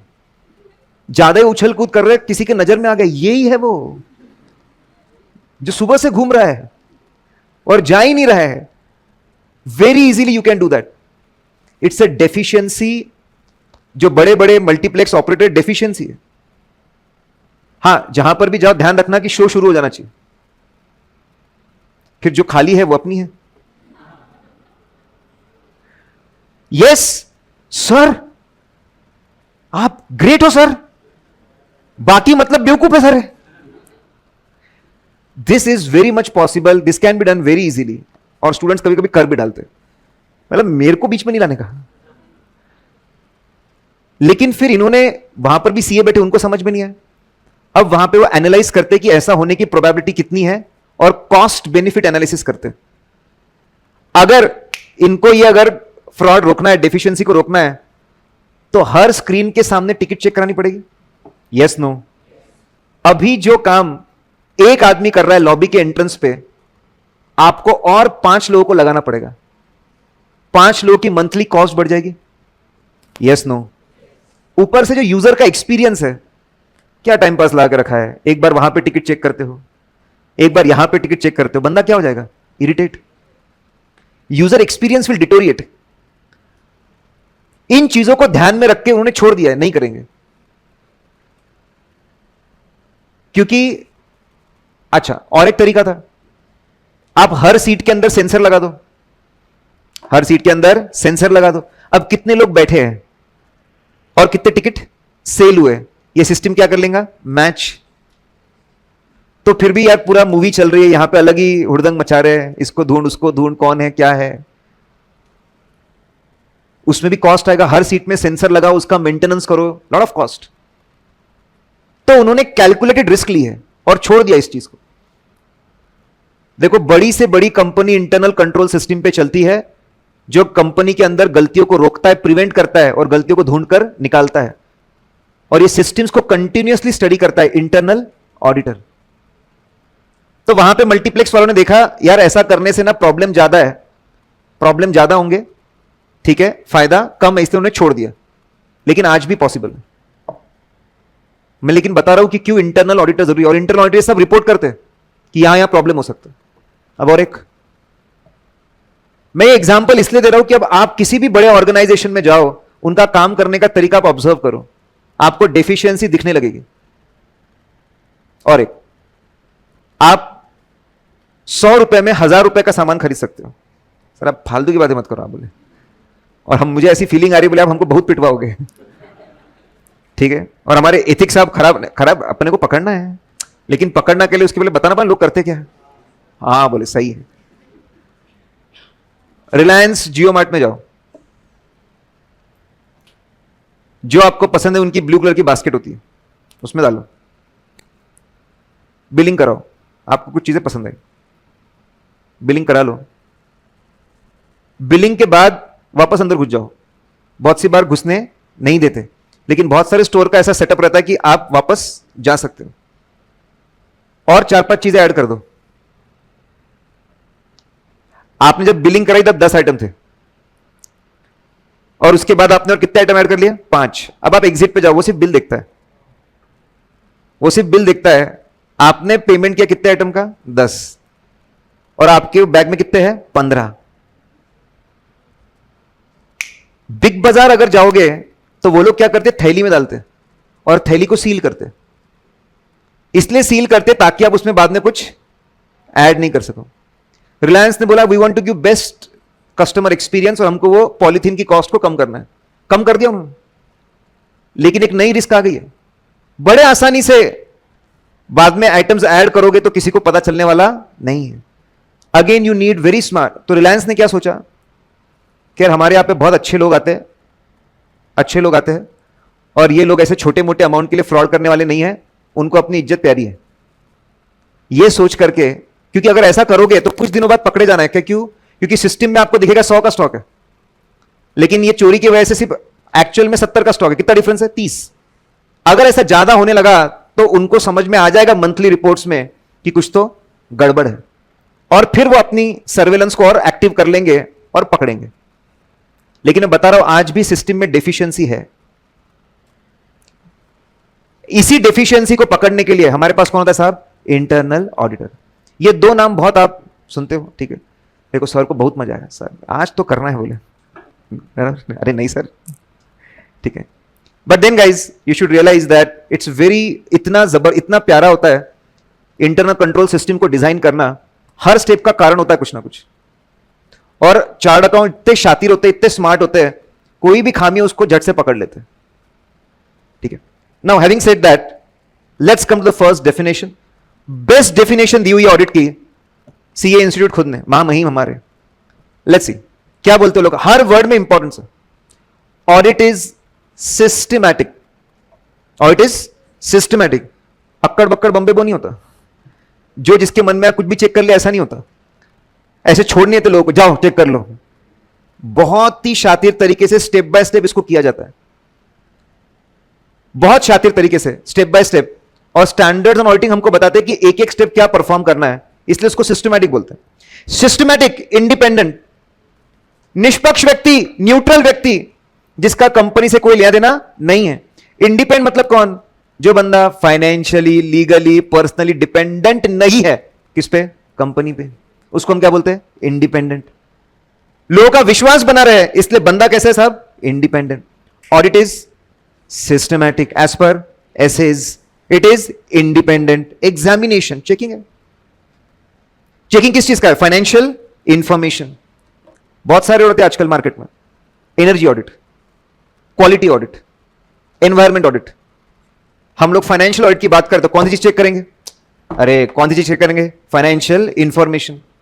एग्जाम्पल मैं आपको पूछता हूं, आप बताइए, एक कंपनी के पीएनएल में 50 लाख का रेंट दिख रहा है, 50 लाख का रेंट इन्होंने पे किया साल भर में। आप ऑडिटर हो, फर्स्ट ईयर आर्टिकल, आपकी जिम्मेदारी है चेक करना कि 50 लाख का रेंट बराबर है कि नहीं है। आप कैसे चेक करोगे? अग्रीमेंट, टीडीएस, और बिल्कुल सही। थोड़ा सा इमेजिन करो, इन्होंने क्या किया होगा, कंपनी के लोगों ने क्या किया होगा? सबसे पहले प्रीमाइसेस को देखा होगा कि बिजनेस के लिए सुटेबल है कि नहीं है, और फिर उन्हें क्या बनाया होगा? अग्रीमेंट, और अपना बिजनेस वहां पे शुरू किया होगा। Yes no? तो सबसे पहले उन्होंने क्या बनाया? अग्रीमेंट। अगर ये प्रीमाइसेस असली और सही में रेंट बराबर है तो किससे मैच होना चाहिए? अग्रीमेंट से, पहला। अगर ये सब सही है तो उसका डिपॉजिट दिखना चाहिए। अग्रीमेंट में क्या दिखना चाहिए? उसका डिपॉजिट। इन्होंने अपना बिजनेस वहां शुरू किया तो आप जाकर विजिट कर सकते हो कि वहां पे बिजनेस हो रहा कि नहीं हो रहा। फिर पेमेंट किया है तो पेमेंट करते तक आपने क्या काटा होगा? टीडीएस। अगर ये असली है तो क्या दिखना चाहिए? टीडीएस। जब आपने पेमेंट किया आपको क्या मिला होगा? रिसीट। क्या मिलेगी आपको? रिसीट। रिसीट दिखना चाहिए। अगर चेक से पेमेंट है तो बैंक में एंट्री दिखनी चाहिए। थोड़ा सा इमेजिन करो कि ये ट्रांजैक्शन हुआ कैसे होगा। थोड़ा सा इमेजिन करो कि शुरुआत से लेकर आखिर तक ये ट्रांजैक्शन हुआ कैसे होगा, और आपको अपने आप सारे डॉक्यूमेंट्स मिल जाएंगे। It's examination, it's examination of financial information. सभी एंटिटीज का होता है, वेदर और नॉट प्रॉफिट ओरिएंटेड। प्रॉफिट कमाना ऑब्जेक्टिव हो, अरे ऑब्जेक्टिव हो या ना हो, मुकेश भाई का भी होगा, रिलायंस का भी होगा, प्रॉफिट कमाना चाहते हैं, और श्री श्री रविशंकर उनका भी होगा, प्रॉफिट कमाना नहीं चाहते, दोनों का होगा। फर्क नहीं पड़ता कि आपका ऑब्जेक्टिव प्रॉफिट कमाना हो या ना हो, अपने लिए अच्छा है, अपना स्कोप बढ़ गया, हम ज्यादा लोग का ऑडिट करेंगे। वेदर और not entities profit oriented, profit making नहीं बोला मैंने, क्या बोला? Profit oriented. कमर्शियल ऑर्गेनाइजेशन का भी होगा और चैरिटेबल ऑर्गेनाइजेशन का भी होगा। उल्टा चैरिटेबल का तो ज्यादा होना चाहिए, वहां पे बहुत झोल होते हैं। इनकम टैक्स के डोनेशंस, पैसा दिया डिडक्शन ले लिया, कैश में पैसा वापस, डिडक्शन मिला 30% का, 5% तुम रख लो, 25% हमारे पास वापस। Whether not profit oriented irrespective of size and legal form. अरे भाई साहब, प्रोप्राइटर का भी ऑडिट होता है, पार्टनरशिप का भी होता है, कोऑपरेटिव सोसाइटी का भी होता है, ट्रस्ट का भी होता है, कंपनी का भी होता है, सभी लोगों का ऑडिट होता है irrespective of size and legal form. भाई साहब देखो, बहुत कॉमन है, जहां जहां पैसा, जहां जहां पैसा वहां वहां पे अकाउंटिंग। अरे जहां जहां पैसा वहां वहां पे अकाउंटिंग, और जहां जहां पे अकाउंटिंग वहां वहां पे ऑडिटिंग। हर किसी को हमारी जरूरत है, किसी को अच्छा काम करना है तो भी हमारी जरूरत है, और किसी को बुरा काम करना है तो भी हमारी जरूरत है। हमारे बिना दाल गलने वाली नहीं है। इररिस्पेक्टिव ऑफ साइज और legal form with ultimate objective, ultimate target है टू गिव ओपिनियन। हम बहुत डिप्लोमेटिक चलते हैं, हम बहुत ही डिप्लोमेटिक चलते हैं, खुद को सेफ रखना है। हम ओपिनियन देते, गारंटी नहीं। हम किसी चीज की गारंटी नहीं देते, हम क्या देते हैं? ओपिनियन। जैसे डॉक्टर के पास जाओगे तो वो क्या देगा? ओपिनियन। बोले ये शरीर भगवान ने, नेचर ने बनाया, मैं इतना काबिल नहीं हूं, मैं सिर्फ क्या दूंगा? ओपिनियन।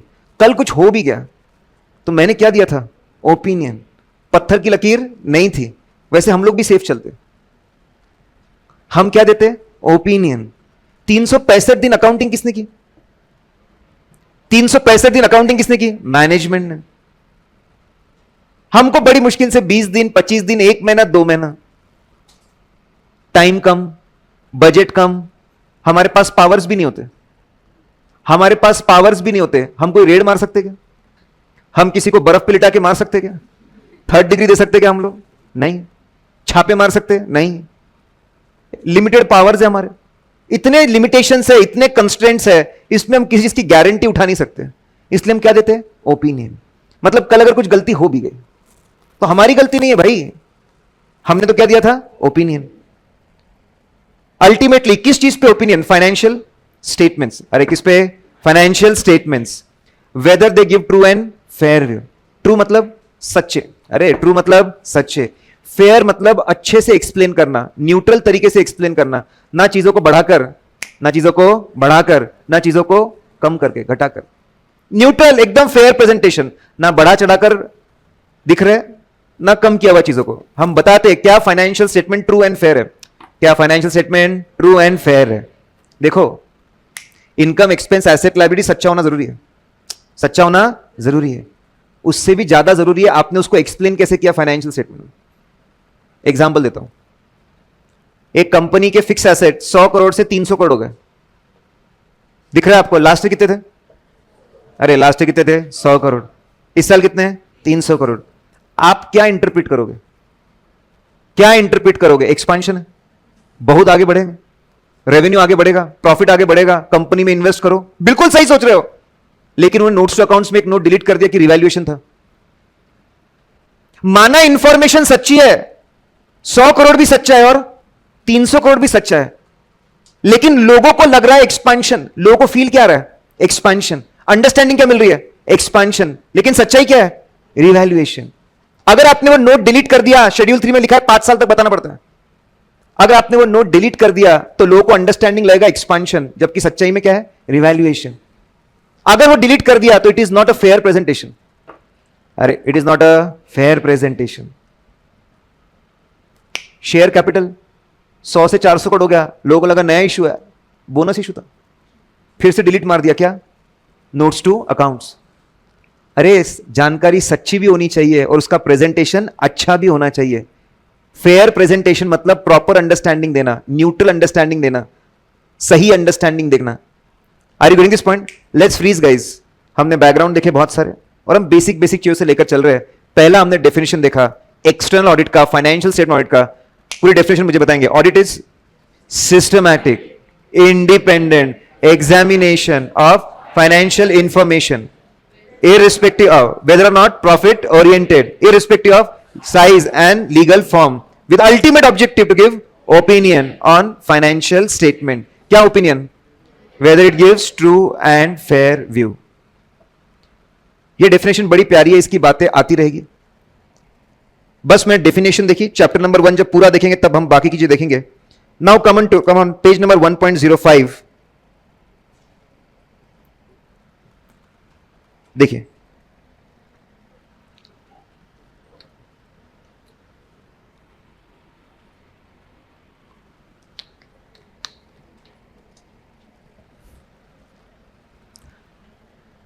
आपको पता है पूरी दुनिया में, और क्या स्टेटमेंट है, मतलब इतना पावरफुल स्टेटमेंट है। अभी कुछ समय पहले इंस्टीट्यूट में प्रोटेस्ट चल रहे थे बहुत बड़े लेवल पे, सीए इंस्टीट्यूट में चेकिंग को लेकर। तो मैं मुंबई ब्रांच में था और मैं, इंस्टीट्यूट ने मेरे को बोला था रिवीजन क्लासेस लो, तो इंटर के रिवीजन क्लास ले रहा था Mumbai, ICM Mumbai office. Break में आया जब नीचे तो बच्चे प्रोटेस्ट कर रहे थे। बच्चे अपना तो जुड़ा भी बच्चों से, अपन भी जुड़ गए, अपन भी प्रोटेस्ट में जुड़ गए और फिर वहां पे जो ऑफिस बेरर थे उनसे मिलने गए कि ये बात तो सच है सर कि चेकिंग में गड़बड़ है। बहुत बूढ़े से थे बैठे वो, और उन्होंने क्वेश्चन पूछा जो मैं आपको पूछ रहा। पता है आपको पूरे दुनिया के जो प्रॉब्लम है उसकी जड़ क्या है? मेरा मन ही मन बहुत ही भावुक हो गए। तो हम यहां पे आए किस लिए? हमने क्वेश्चन पूछना चाहिए आपको, और आप ही हमको क्वेश्चन पूछ रहे हैं। और वो भी क्वेश्चन क्या, पूरे दुनिया के प्रॉब्लम क्यों है? तो या तो फिलोसॉफी का डिस्कशन है। तो उन्होंने बोला, और इतनी बेसिक बात जो आप पहली चीज पढ़ते हो, पहली चीज आप पढ़ते हो कॉमर्स में जब आते हो तो, कि आदमी की जरूरतें ज्यादा है, बहुत ज्यादा, और जो रिसोर्सेस है वो, बोले फाउंडेशन, इंटर, फाइनल सब मिलाकर लाखों बच्चे एग्जाम में बैठते हैं। सपोज मोटा मोटी 5 lakh into number of subject, मोटा मोटी 5 लाख, उससे कम करना पड़ेगा अपने को, चलो 3 लाख कर देते। नंबर ऑफ सब्जेक्ट वगैरह मल्टीप्लाई करोगे तो 15 लाख पेपर। 15 लाख पेपर्स को ह्यूमन बींग्स चेक करते हैं, एंड ह्यूमन बींग्स कितना भी कुछ कर लो, there is a element of human error. हम सब कोई परफेक्ट है क्या? हम सब कोई परफेक्ट है क्या? अगर हम परफेक्ट तो हम मशीन बन जाते. हम मशीन नहीं है, वी आर ह्यूमन बींग्स. तो बोले मैं आपको सच बताता हूं, हम पूरी कोशिश करते, सब कुछ करते, लेकिन एक हाथ पेपर में रह जाता है बोले. और मैं अग्री करता हूं, लेकिन बोले 15 लाख अगर आप इतने सारे लोग, इतनी ट्रेनिंग, सब कुछ अगर आप करेंगे, बहुत ज्यादा मैसिव खर्चा है और बहुत समय लगेगा, हम रिजल्ट टाइम पे नहीं दे पाएंगे. इसलिए हमको कुछ चीजों को लेकर चलना पड़ता है, रिस्क लेकर चलनी पड़ती है अगर हमको टाइम पे रिजल्ट देना है. तो रिजल्ट थोड़ा भी लेट हुआ तो बच्चों को प्रॉब्लम होगा कब? अगले अटेम्प्ट के लिए. वो समझा रहे थे, लेकिन मैं जब उनकी, मेरे को तो समझा रहे तो ठीक है, उनकी ये बात मेरे को बड़ी प्यारी लगी और मैंने हर जगह दिखती है मेरे को. आज स्टैंडर्ड्स ऑन ऑडिटिंग को बनाने का मुख्य कारण यही है. 8 लाख करोड़ का टर्नओवर है रिलायंस इंडस्ट्रीज का. 8 लाख करोड़. लाख करोड़ बहुत बड़ा आंकड़ा है. और 15 से 20 अप्रैल में रिपोर्ट दे दी जाती है. साल खत्म कब हुआ? 31 मार्च. और 8 लाख करोड़, 1 लाख करोड़ के प्रॉफिट पे आपने रिपोर्ट कब दे दी है? 15 अप्रैल. आप समझ, और पूरे साल भर ऑडिट चलता है, फिर भी आप समझिए कि पूरा फाइनलाइजेशन सब कुछ करने के बाद हमको चेकिंग करने के लिए हमारे पास बहुत कम समय होता है. कितनी फीस है रिलायंस की? 40 करोड़, जो बहुत कम है मेरे हिसाब से. 1 लाख करोड़ के प्रॉफिट को हम ऑडिट कर रहे हैं, 8 लाख करोड़ के टर्नओवर को, और फीस कितनी है? 40 करोड़. बड़ी बड़ी कंपनीज में बहुत कम समय रहता है, बहुत कम टीम रहती है, बहुत कम पावर होते हैं, इसमें हमको चेक करके रिपोर्ट देना है. और अगर यहां पे हम गधे जैसे काम करेंगे, जय माता दी, अकाउंट ए से लेके अकाउंट जेड तक मैं सब चेक करता हूं, 10 साल लग जाएंगे. 10 साल लग जाएंगे चेक करने में, और तुम्हारी रिपोर्ट की वैल्यू कुछ भी नहीं है. ऑडिटर को गलती निकालना मतलब सही मायने में सूखी घास में एक नीडल गिर गई है, उसको ढूंढ के निकालना. और ये बहुत ही स्मार्ट लोग जो रहते हैं, जो बहुत ही शातिर है, वो ये गलती निकाल कर लाते हैं. और पूरे स्टैंडर्ड्स ऑन ऑडिटिंग बने इसी के ऊपर है. कम से कम मेहनत में एफिशिएंट, इफेक्टिवली गलती पकड़कर कैसे लाना. आपके पूरे ऑडिट सब्जेक्ट में जो 8 चैप्टर है, उसका एक ही बेस है हर जगह पे, कैसे ऑडिटर को एफिशिएंट और इफेक्टिव बनाना. जैसे अगर मैं इनकम टैक्स की बात करूं, एक ही बेस है, असेसी से टैक्स कैसे ज्यादा वसूल करना है. गवर्नमेंट को क्या चाहिए? अरे क्या चाहिए? टैक्स, पैसा. कैसे वसूलना, वो उनका अल्टीमेट लॉजिक है, सबसे बड़ा लॉजिक है. लेट्स सी नाउ गाइस, हमने क्या किया है? स्टैंडर्ड्स ऑन ऑडिटिंग को पूरा पढ़कर समझकर एक प्यारा सा फ्लो बनाया है, कोर ऑडिट प्रोसेस. ये आपका बेस है. अगर आपने ये पढ़ लिया तो 8 चैप्टर का स्ट्रॉन्ग फाउंडेशन आपका बन गया. आप 8 चैप्टर में से कुछ भी हम लोग शुरू कर सकते हैं और अच्छे से उसको समझने की कोशिश कर सकते हैं. अच्छा, यहां पे कितने लोगों ने आर्टिकलशिप की है या सी ऑफिस में काम किया? ऑफिस में कहीं पे किसने काम किया? जिन्होंने आर्टिकलशिप की है, सी ऑफिस में काम किया, उनको ऑडिट के कम मार्क्स, उनको मार्क्स कम मिलते हैं. जिन्होंने नहीं किया उनको मार्क्स ज्यादा मिलते हैं. क्या बात कर रहे सर? मेरे हिसाब से तो उल्टा होना चाहिए था. क्योंकि ये लोग जाकर आंसर लिख के आते कि जो उन्होंने अपने ऑफिस में किया है, प्रैक्टिकली देखा है. आप मुझे बताओ ज्यादा क्या याद रहेगा, जो प्रैक्टिकली देखा है कि या फिर जो किताबों में पढ़ा है? और मैंने देखा है लिस्टेड कंपनी का ऑडिट लीड कर रहा है बंदा, और सीए फाइनल में 20 के ऊपर मार्क नहीं आते उसके. क्योंकि अनफॉर्चुनेटली प्रैक्टिकल लाइफ में जैसा ऑडिट होता है आज भी बहुत जगह पे, वो स्टैंडर्ड्स ऑन ऑडिटिंग के हिसाब से नहीं है. इसीलिए आपको अपनी काल्पनिक दुनिया बनानी पड़ेगी, और मैं जो प्रोसेस आपको बता रहा हूं उससे चलना पड़ेगा.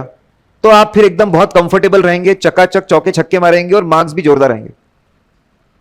ठीक है, देखिए हमने ऑडिट को 5 फेज में बांटा है. कितने phases? 5. The common sense. Audit की डेफिनेशन अभी मैंने आपको बोली, जो आपको याद भी हो गई होगी. मैंने कोई निमोनिक बताया? अरे कोई निमोनिक बताया? एक सिंपल सा फ्लो था, इतनी लॉजिकल डेफिनेशन थी कि उसको अगर आप समझ जाओ तो याद अपने आप हो जाती है. आप देखो 5 फेज, ये भी याद रखने की जरूरत नहीं है. पहले जो भी फेज रहता है शुरुआत का, उसको बोलते हैं इनिशियल फेज, अरे क्या बोलते हैं इनिशियल फेज, पहली बात इनिशियली बोलेंगे ना, और क्या बोलेंगे। फिर कोई भी चीज में हम लोग क्या करते हैं, प्लानिंग। तो कौन सा फेज आया, प्लानिंग फेज। प्लानिंग के बाद क्या होता है, एग्जीक्यूशन। तो कौन सा फेज आया, एग्जीक्यूशन। उसके बाद हम क्या बनाते हैं, रिपोर्ट, तो रिपोर्टिंग फेज। और उसके बाद में अदर, कॉमन सेंस। पहला फेज इनिशियल फेज, उसके बाद प्लानिंग, उसके बाद एग्जीक्यूशन, उसके बाद रिपोर्टिंग। सिंपल से 5 फेजेस है, एकदम सिंपल से। चलिए एक एक फेज पे चलते हैं। जितना स्ट्रांग इमेजिनेशन रहेगा आपका उतना बढ़िया। आपको इमेजिन करना है आपका बहुत बड़ा सीए का ऑफिस है, इमेजिन कर लो 5000 स्क्वायर फीट का ऑफिस है आपका personal cabin is 200 square feet. और कहानी शुरू होती है। कहानी ऐसी है कि चार्ट अकाउंटेंट्स, शुरुआत उसमें, चार्ट अकाउंटेंट्स एडवर्टीजमेंट नहीं कर सकते। सीए एक्ट में, प्रोफेशनल एथिक्स में मना किया हुआ है, फाइनल में पढ़ेंगे। कभी आपने देखा किसी सीए का होर्डिंग लगा हुआ है, टीवी पे ऐड दिखा है, रेडियो में ad, jingle, we are the best CA of the firm, best CA firm in the city, ऐसा सुना है आपने कभी? 1 नंबर चार्ट अकाउंट सुना है आपने? माहौल चार्ट अकाउंटेंट, ऐसा कुछ ऐसा सुना नहीं है, क्योंकि बैन है। चार्टर्ड अकाउंटेंट्स एडवर्टीजमेंट नहीं कर सकते। अपना नॉलेज, अपनी स्किल्स, अपना रेपुटेशन इतना स्ट्रांग करो कि वर्ड ऑफ माउथ पब्लिसिटी से लोग तुम्हारे पास आए। और ऐसा होता है। तो आपको इमेजिन करना है 5000 स्क्वायर फीट का आपका ऑफिस है, क्लाइंट आता है रिसेप्शन पे और बोलता है कि मुझे ऑडिट करवाना है। वो ऑडिट ऑफर करता है। क्या ऑफर करता है, ऑडिट। रिसेप्शन पे बंदा बैठा हुआ है, अरे बैठिए सर प्लीज सिट। बोले हमारे सर ने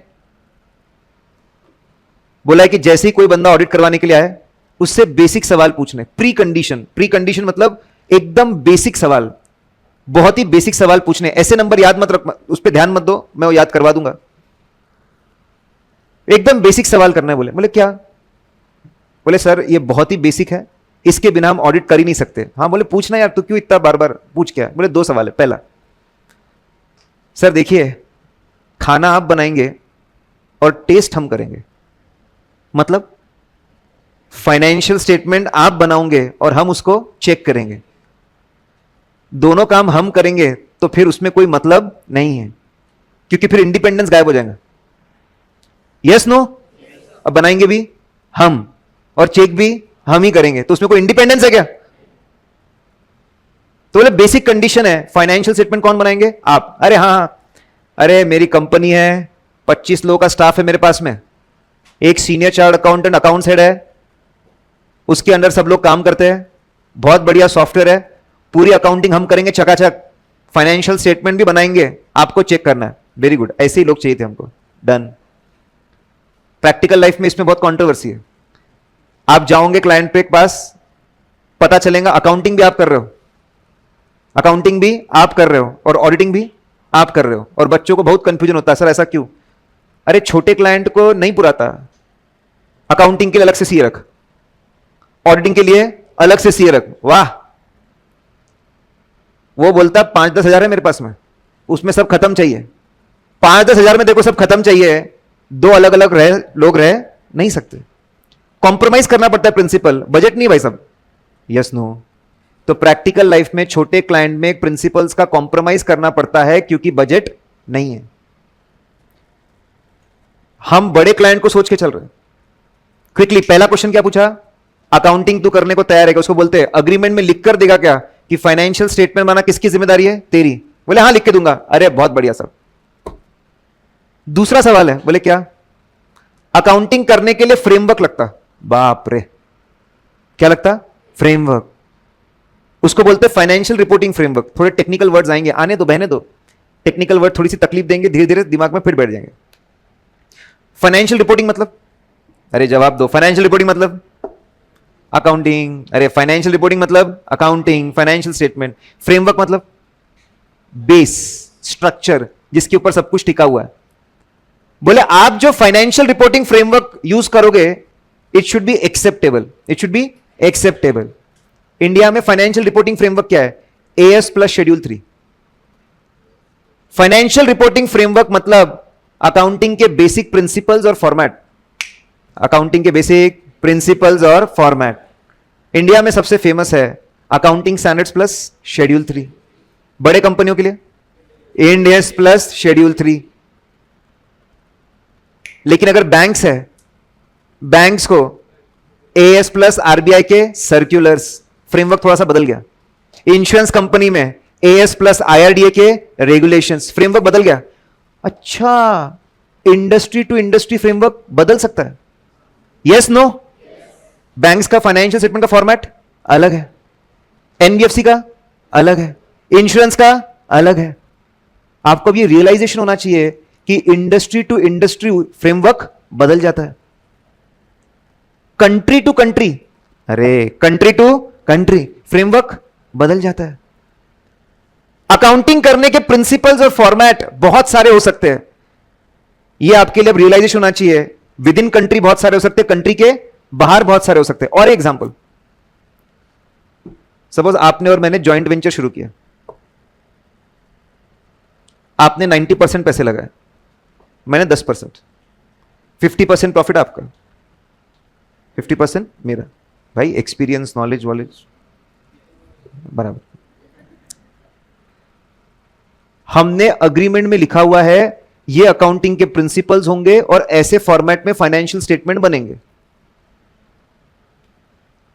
और हमने एक सीए फर्म को अपॉइंट कर लिया कि अग्रीमेंट के हिसाब से पूरे फाइनेंशियल स्टेटमेंट बनाकर देना। हमने हमारा खुद का फ्रेमवर्क बनाया। बना नहीं सकते क्या? बना सकते। कोई लॉ थोड़ी लगता है जॉइंट वेंचर को। मेरे को ऐसी अकाउंटिंग करके चाहिए, बना सकते। अब प्रैक्टिकल लाइफ में मैं बताऊं, जर्मनी की बेयर क्रॉप साइंस का ऑडिट करते थे। उनकी अक्रॉस द वर्ल्ड 100 सब्सिडरीज, 100 के 100 सब्सिडरीज अलग अलग फॉर्मेट में फाइनेंशियल स्टेटमेंट्स बनाते और अपने अपने देशों में सबमिट करते। जर्मनी में उनको प्रॉब्लम यह है, कंसोलिडेट कैसे करेंगे, ये इधर भागता है, ये उधर भागता है, ऐड कैसे करेंगे? तो जर्मनी ने सभी सब्सिडरीज को मेल मारा, 2 पीडीएफ, बोले इसको डाउनलोड करो, फिर इसको प्रिंट करो, 2000 पेज का वॉल्यूम 1, 2000 पेज का वॉल्यूम 2। ये है अकाउंटिंग प्रिंसिपल्स और फॉर्मेट। सबकी सब 100 सब्सिडरी को सूचित किया जाता है, आप आपके देश के लिए फाइनेंशियल स्टेटमेंट बना लो, अनसबमिट कर लो, फिर से बनाओ। हम जो भेज रहे हैं फॉर्मेट उसमें बनाओ, और इसको नाम दिया जाएगा ग्रुप अकाउंटिंग पॉलिसी। क्या नाम देंगे? Group accounting policy. और ये बनाकर हमको भेजो ताकि हमको कंसोलिडेशन करने में आसानी हो। इन्होंने अपना खुद का फ्रेमवर्क बनाया। फ्रेमवर्क कई मैं सिर्फ ये रियलाइजेशन की फ्रेमवर्क बहुत सारे अलग अलग हो सकते हैं। फ्रेमवर्क ब्रॉडली इसका मतलब क्या है? प्रिंसिपल्स और फॉर्मेट। क्या बोला साहब? प्रिंसिपल्स और फॉर्मेट। बोले फ्रेमवर्क एक्सेप्टेबल होना चाहिए। अरे साहब क्या बात कर रहे हैं? एएस और शेड्यूल 3 फॉलो करते हैं? हाँ हाँ, वेरी गुड। एएस और शेड्यूल 3, ठीक है, डन। 2 कंडीशन फुलफिल हुई, फाइनेंशियल स्टेटमेंट आप बनाओगे, आप एग्रीमेंट में लिख के दे रहे हो, और आप जो फ्रेमवर्क यूज कर रहे हो कैसा है? एक्सेप्टेबल। प्री कंडीशन फुलफिल्ड, देखो वहां पे, as per profession ethics covered under CA act, CA should not solicit, solicit मतलब मांगना, सॉलिसिट वर्क थ्रू एडवर्टीजमेंट। बोले ठीक है, तो ऑडिट ऑफर किया गया। 2 कंडीशन फुलफिल हुई, हम क्लाइंट रिस्पॉन्सिबिलिटी लेने के लिए तैयार है। क्या बनाने के लिए? क्या बनाने के लिए? Financial statements. और जो फ्रेमवर्क है एरा गैरा नत्तू वगैरह नहीं है, वो कैसा है? एक्सेप्टेबल। बोले बहुत बढ़िया। अब वो उठ के, सर हमारे बॉस ने हमको समझाया था 2 कंडीशन है, अब आप उनसे मिल सकते हो। जैसे ही उठा, सर एक और क्वेश्चन। बोले क्या? आपके दिमाग में अभी से ऑडिटर के ऊपर कोई रिस्ट्रिक्शन डालने का तो प्लान नहीं है? सर जैसे तू आर&डी डिपार्टमेंट नहीं जा सकता, तू गुजरात का गोडाउन नहीं देख सकता, तू सीएफओ से बातचीत नहीं कर सकता, हमारे फॉरेन डायरेक्टर से बातचीत नहीं कर सकता, तेरे को एक अग्रीमेंट नहीं बताएंगे। ये रिस्ट्रिक्शंस है। ये क्या है? रिस्ट्रिक्शन। तेरे दिमाग में अभी से कोई रिस्ट्रिक्शंस आ रहे हैं क्या बहुत बड़े बड़े कि तू ऑडिटर को ऊपर डालने वाला है? बोले नहीं नहीं ऐसा कुछ नहीं है। अच्छा नहीं है ना ऐसा? उसी को टेक्निकली क्या बोलते हैं? Limitation of scope. बाप रे, रिस्ट्रिक्ट करना मतलब लिमिट करना। अरे रिस्ट्रिक्ट करना मतलब लिमिट करना। स्कोप, सुनो मैं आपको बहुत बेसिक बता रहा हूं, वर्ड्स का मतलब कॉन्टेक्स्ट टू कॉन्टेक्स्ट बदल जाएगा। वर्ड पे मत ध्यान दो, वो कॉन्सेप्ट क्या बोलना चाहता है उस पर ध्यान दो, नहीं तो आप जबरदस्ती गोल गोल घूमते रहेंगे। लिमिटेशन ऑफ स्कोप मतलब, यहां पे स्कोप वर्ड का मतलब है range of audit activities. Range of audit activities. अरे साहब, आपके दिमाग में कोई लिमिटेशन ऑन स्कोप है क्या? आप रिस्ट्रिक्ट करना चाहते हो क्या रेंज ऑफ एक्टिविटीज? अरे नहीं नहीं बोले, ऐसा कुछ नहीं है, ऐसा कुछ भी नहीं है। बोले ठीक है, डन। अब फाइनली आपके सामने बैठा है क्लाइंट, आपके केबिन में। अरे सर आइए बैठिए। सर देखिए, आप रिसेप्शन पे आए, आपसे 2 कंडीशन पूछी गई, आपसे ये भी पूछा गया कि आप कोई रिस्ट्रिक्शन लगाने का सोच तो नहीं रहे हो। बैठिए। साहब ऐसा है, मैं आपको सच्ची बताता हूं, ऑडिट कोलैबोरेटिव एक्टिविटी है। आप जानकारी दोगे, मैं ऑडिट करूंगा। दोनों के कोलैबोरेशन से ही ऑडिट हो सकता है, दोनों के कोऑपरेशन से ही ऑडिट हो सकता है। मैं अकेला ऑडिट कर नहीं सकता, या फिर आप खुद कर लेंगे ऐसा भी पॉसिबल, करवा लेंगे ऐसा पॉसिबल नहीं है। और मैं आपको बताऊं सर, एक तो ये बहुत कोलैबोरेटिव एक्टिविटी, बहुत सेंसिटिव है। हर हफ्ते आपको न्यूज मिलेगी इंटरनेशनल। पीडब्ल्यूसी पे इतने मिलियन का फाइन, ईवाई पे इतने मिलियन का फाइन, डेलॉइट पे इतने मिलियन का फाइन, हर हफ्ते। इंडिया में वो माहौल शुरू होने का भी, एक फ्रॉड और मोदी जी घुस जाएंगे एकदम, सारी पेनाल्टी लगाना शुरू, सेक्शन 147 ऑफ कंपनीज एक्ट।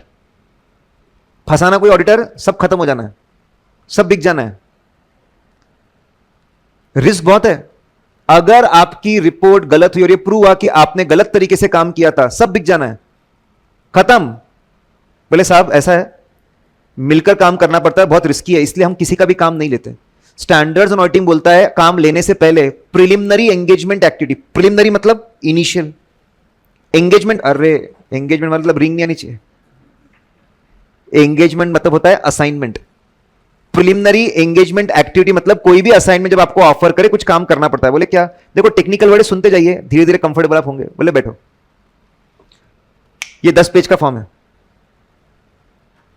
आपकी पूरी history, financial details, business details, industry details, plant, सब डाल दो इसमें। मैं आपको बताता हूं, मैं और मेरी टीम इसको पढ़ेंगे अच्छे से, गूगल सर्च करेंगे, मार्केट में पूछताछ करेंगे, और हम 2 बातें देखने वाले, आप भरोसेमंद व्यक्ति हो या नहीं, मुंह पे बोल रहे बोल, आपकी इंटीग्रिटी। अगर मार्केट में ऐसी खबर मिली कि आप बहुत झूठ बोलते हो, आए दिन झूठ बोलते हो, आपने लोगों को झूठ बोल बोल के मार दिया है, मतलब आप हमसे भी बहुत झूठ बोलोगे। अगर आप झूठ ही बोलने वाले हो, झूठ ही बोलने वाले हो हर जगह पे, तो हमारा काम करना मुश्किल हो जाएगा, हम काम छोड़ देंगे। जैसे हमको पता चला कि हर जगह आप क्या बोल रहे हो, झूठ बोल रहे हो। आपके बारे में रिसर्च करेंगे। दूसरा, खुद मेरे पास काबिलियत है क्या आपके धंधे का ऑडिट करने की? भैया तुम स्पेस रिसर्च में हो, मेरे को सिर्फ स्पेस समझता है, तुम रॉकेट उड़ा रहे हो, मैं दिवाली में उड़ाता हूं। अगर मेरे को उस टेक्नोलॉजी का, उस बिजनेस का कुछ भी नहीं मालूम, तो लोग तो मेरे को आए दिन बेवकूफ बनाएंगे। बोले ये मार्स से आया है, अपने को मालूम मार्स से आया, नाला सुपारा से आया, कहां से आया? लिसन गाइस, स्टैंडर्ड्स बोलते हैं कि आप केयरफुली सोचो असाइनमेंट लेना है कि नहीं लेना है। इनफैक्ट ये भी सोचो पुराना असाइनमेंट इस साल कंटिन्यू करना है कि नहीं करना है। इसमें लगे तो प्रीवियस ऑडिटर से बात करो। किससे बात करो? Previous auditor. Practical life exactly opposite है। प्रैक्टिकल लाइफ में लोग मरे जाते हैं और काम के लिए, लेकिन इतना मरे जाओगे तो क्लाइंट के अगेंस्ट रिपोर्ट कैसे दोगे? अगर इसके उसके पैरों में गिर के इतना गिड़गिड़ाओगे तो how will you give honest report? इसलिए स्टैंडर्ड्स में लिखा है असाइनमेंट लो तो सोच समझ के लो, whether to accept continue engagement. In case of initial audit we communicate with previous auditor also. फिर चलो अच्छे लोग आप, बढ़िया। अब मेरे को देखना पड़ेगा कि क्या मैं मेरी टीम को एथिकल और इथिकल इंडिपेंडेंट के लिए मेरे को क्या करना पड़ेगा। एथिकल और इंडिपेंडेंट के लिए क्या करना पड़ेगा? मतलब सर, अरे मेरे ऑफिस में बहुत सारे ऐसे लोग हैं जिनके पास कंपनी के शेयर्स हैं। ऐसे लोग कंपनी के अगेंस्ट रिपोर्ट देने की इच्छा रखेंगे क्या? क्योंकि जिस दिन अगेंस्ट रिपोर्ट देंगे सबसे ज्यादा नुकसान किसको है? उनको ही है। मेरे ऑफिस में बहुत सारे रिश्तेदार बैठे हैं तुम्हारे, उनको टीम में लेना चाहिए क्या? लेना चाहिए नहीं लेना चाहिए? मेरे ऑफिस में आपके पास्ट एम्प्लॉयज बैठे हैं। अरे क्या बैठे? पास्ट एम्प्लॉयज, जिन्होंने तुम्हारे यहां रहकर अकाउंटिंग की है, अब वो मेरे यहां क्या बन चुके हैं? ऑडिटर। अरे मेरे यहां क्या बन चुके हैं? ऑडिटर। अगला मेरे को देखना पड़ेगा कि टीम को एथिकल इंडिपेंडेंट रहने के लिए क्या करना पड़ेगा। हो सकता हो मैं कुछ लोगों के शेयर्स बिकवा दूं, शेयर्स बिकवा दूं, हो सकता है मैं कुछ लोगों को टीम से बाहर रखूं, हो सकता है कि कुछ लोगों का मैं डबल सुपरविजन करूं। क्या करूं? डबल सुपरविजन, ताकि मेरी टीम कैसे रहे? एथिकल और इंडिपेंडेंट। अरे टीम कैसे रहे? एथिकल और इंडिपेंडेंट। अच्छा वो भी तय कर लिया। बधाइयो साहब, पहला फेज खत्म, एंगेजमेंट लेटर साइन कर रहे हैं। क्या साइन कर रहे हैं? Engagement letter. तय हो गया, पहला फेज खत्म, हम आपको ऑडिट कर रहे हैं। क्विकली, पहले फेज का क्या नाम है? सब जवाब देंगे। Initial phase. सबसे पहले बंदा आया, क्या किया उसने? क्लाइंट आया और उसने क्या किया? ऑडिट ऑफर किया। अरे क्या किया? ऑडिट ऑफर किया। जैसे ही उसने रिसेप्शन पे ऑडिट ऑफर किया, बंदे ने बिठाया, हमने कितनी प्री कंडीशन पूछी? पहला, अग्रीमेंट में लिख कर दे, फाइनेंशियल स्टेटमेंट कौन बनाएगा? तुम बनाओगे। और बनाने के लिए फ्रेमवर्क कैसा होना चाहिए? Acceptable framework. डन। उठ के जा रहा तो उसको पूछा, कोई लिमिटेशन ऑन स्कोप डालने का प्लान तो नहीं है? लिमिटेशन ऑन स्कोप मतलब क्या होता है? रिस्ट्रिक्शन। ऑडिट करने में रिस्ट्रिक्शन तो बोले बिल्कुल नहीं है। बहुत बढ़िया, आगे जाओ। हमने बिठाया सामने, पीईए किया। अरे क्या किया? पीईए मतलब प्रीलिमिनरी एंगेजमेंट एक्टिविटी। तीन बातें, असाइनमेंट लेना है कि नहीं लेना है? अगर लेना है तो टीम को कैसे? अरे टीम को कैसे? एथिकल और इंडिपेंडेंट रखना है। डन। क्या साइन किया? Engagement letter. Standards on auditing बोल रहे हैं सबसे इंपॉर्टेंट चीज, सोच समझ के काम लो। गलत काम ले लिया तुमने तो दुर्गति होनी है और बहुत पछताना है। अगर आपने गलत असाइनमेंट ले लिया, चोर आदमी के साथ आप जुड़ गए, बहुत मुश्किल होनी है। मतलब with due respect to the corporates, Essar steel के मैनेजमेंट पे लोगों को भरोसा नहीं था, पहले ईवाई ने ऑडिट छोड़ा। हम नहीं करेंगे, हमको पता है तुम क्या करते हो, विश्वास ही नहीं तुम्हारे ऊपर, बोलते कुछ हो करते कुछ हो। फिर पीडब्ल्यूसी उन्होंने भी ऑडिट छोड़ दिया। अरे राम राम राम राम। फिर बड़ी मुश्किल से उन्होंने लोकल सीए फर्म को पकड़ा। लोकल सीए फर्म को पकड़ा, तुम करो। लोकल सीए फर्म बोली यार इतना बड़ा ऑडिट, इतनी फीस कैसे छोड़ेंगे? कमा लेते, फिर बाद में का बाद में सोचेंगे। But then as per standards auditing, पहला स्टेप है असाइनमेंट लेते वक्त you should be extremely careful. और भाई साहब आज के डेट में रिपोर्ट गलत होने पे आपकी मेंबरशिप कैंसिल हो सकती है, सब खत्म हो जाएगा एक झटके में। बहुत सी बार बच्चों को हंसी मजाक लगता है, अरे सर अपने को तो 100 करोड़ कमाने हैं, कैसे भी आए, ऊपर से आए नीचे से आए, कमाने हैं। एक गलत साइन, एक गलत रिपोर्ट, एक गलत step, membership cancel, life long ठप्पा कि तुमने गलत काम किया था, and everything can come to an end. और ऐसा होता है, you have to be careful. Now ध्यान देंगे। ओ भाई कौन सा फेज खत्म हुआ? Initial phase. Now starts the game. 50-50 page के ट्रायल बैलेंस है, हजारों अकाउंट्स है, सब कुछ चेक करना पॉसिबल नहीं है। सब कुछ चेक करना पॉसिबल नहीं है। हमारे पास मैन आवर्स होते हैं, 500 मैन आवर्स है, कर दो अलोकेट। हम ऐसा नहीं कर सकते। 500 मैन आवर्स है, 50 आइटम है, 500 डिवाइड बाय 50, 10-10 घंटे सबको दे दे, गई भैंस पानी में। द मोस्ट इंपॉर्टेंट मैसेज ऐसे, और आप लोग ये जितने भी कॉन्सेप्ट्स हैं आपके पर्सनल लाइफ में और बिजनेस लाइफ में यूज कर सकते हो। जैसे पहला इनिशियल फेज था, कोर्स सोच समझ के चुनना। सर अब तो हम अंदर आ गए भले, अब तो ठीक है, उस पार ही सीधा निकलना है। कोर्स सोच समझ के चुनना, वो मैसेज है। अगला है प्लानिंग फेज। हम क्वांटम बेस नहीं चलते। क्या बोला? क्वांटम बेस नहीं चलते। 500 घंटे डिवाइड बाय 50, 10-10 घंटे सबको दे दे। अरे ऐसा नहीं होता, जिंदगी बर्बाद हो जाएंगी। शातिर, मैंने बोला कि आपको एकदम ठीक है डिटेक्टिव से चलना है, शर्लॉक होम्स। बोले रिस्क बेस चलो। कैसे चलो? Risk base. ये सेंट्रल थिंग है। सबसे पहले प्लानिंग फेज में आप स्ट्रेटेजी बनाओ। क्या बनाओ? स्ट्रेटेजी। स्ट्रेटेजी मतलब क्या होता है? Broad guidelines, broad approach. Audit कैसे करेंगे, 2-4 पेज का होता है। सर जैसे उसमें कौन सी बातें होती है? देखो एक ओवरव्यू चल रहा है आपका। अगर ये प्रोसेस स्ट्रांग हो गया, टेक्निकल चीजें आपको 50% समझेंगी, 50% नहीं समझेंगे, दैट्स फाइन। प्रोसेस में हम चलेंगे, धीरे धीरे आपकी जड़ें मजबूत होगी। ऑडिट स्ट्रेटेजी मतलब क्या? Broad guidelines. सर कौन सी बातें होती है? ऑडिट में बड़ी टीम लेकर जाएंगे, कम टाइम में ऑडिट करेंगे, कि छोटी टीम लेकर जाएंगे और ज्यादा टाइम में ऑडिट करेंगे। ये क्या है? Audit strategy. हम हर मंथ एंड पे जाएंगे, क्वार्टर एंड पे जाएंगे, कि ईयर एंड पे जाएंगे। ये क्या होगी? Audit strategy. हम लोग इलेक्ट्रॉनिक रिकॉर्ड्स पे ज्यादा भरोसा करेंगे कि फिजिकल रिकॉर्ड्स पे ज्यादा भरोसा करेंगे? ये क्या रहेगी ऑडिट स्ट्रैटेजी। पूरा काम हम करेंगे कि हम लोग आउटसोर्स करेंगे दूसरे सीए फर्म को, वो क्या रहेगी आपकी ऑडिट स्ट्रैटेजी। इंटरनल ऑडिटर की मदद लेंगे कि नहीं लेंगे, that will be audit strategy. Planning phase में सबसे पहले क्या बनेगा? अरे सब जवाब देंगे, क्या बनेगा? Audit strategy. बहुत ही सिंपल सिंपल से सवाल मैं आपको पूछता जाऊंगा, आपको सिर्फ उसका जवाब देना है and you are automatically involve. इससे ज्यादा कॉन्सेंट्रेट करने की जरूरत नहीं है। ज्यादा कॉन्सेंट्रेट हो गया तो लोग दूसरी दुनिया में चले जाते हैं। ठीक है, इतना कॉन्सेंट्रेट नहीं करना है भाई साहब कि दूसरी दुनिया में चले जाओ कि फिर आना मुश्किल हो जाए, नहीं तो फिर कुछ देर बाद तू कुछ भी बड़ा बोले कोई फर्क नहीं पड़ता। ना लिसन, स्ट्रैटेजी के बाद में प्लान बनता है। अरे क्या बनता है? प्लान। प्लान मतलब हर एरिया का स्टेप बाय स्टेप इंस्ट्रक्शन कि कैसे ऑडिट करना है। हर एरिया का स्टेप बाय स्टेप इंस्ट्रक्शन कि कैसे ऑडिट करना है। और ये दोनों चीजों को पूरे ऑडिट में हम अपडेट करते रहते हैं। क्या करते? अपडेट करते थे। एग्जाम्पल, सैलरी में 2 करोड़ का फ्रॉड मिला। अरे यार, मैं तो सोचा था एकदम सिंपल एरिया है, मैंने 2 लोगों को अलोकेट किया था, एक असिस्टेंट मैनेजर और एक आर्टिकल। मेरे को लग रहा था फटाफट कुछ सैलरी स्लिप चेक करेंगे, खटाखट निपटा देंगे। 2 करोड़ का फ्रॉड मिला, immediately audit strategy change, salary की रिस्क हाई कर दे। 2 लोग नहीं 5 लोगों को लगा, 2 हफ्ते के लिए एलोकेट कर दे, फॉरेंसिक एक्सपर्ट को ला, उसको भी लगा दे। It's a dynamic process.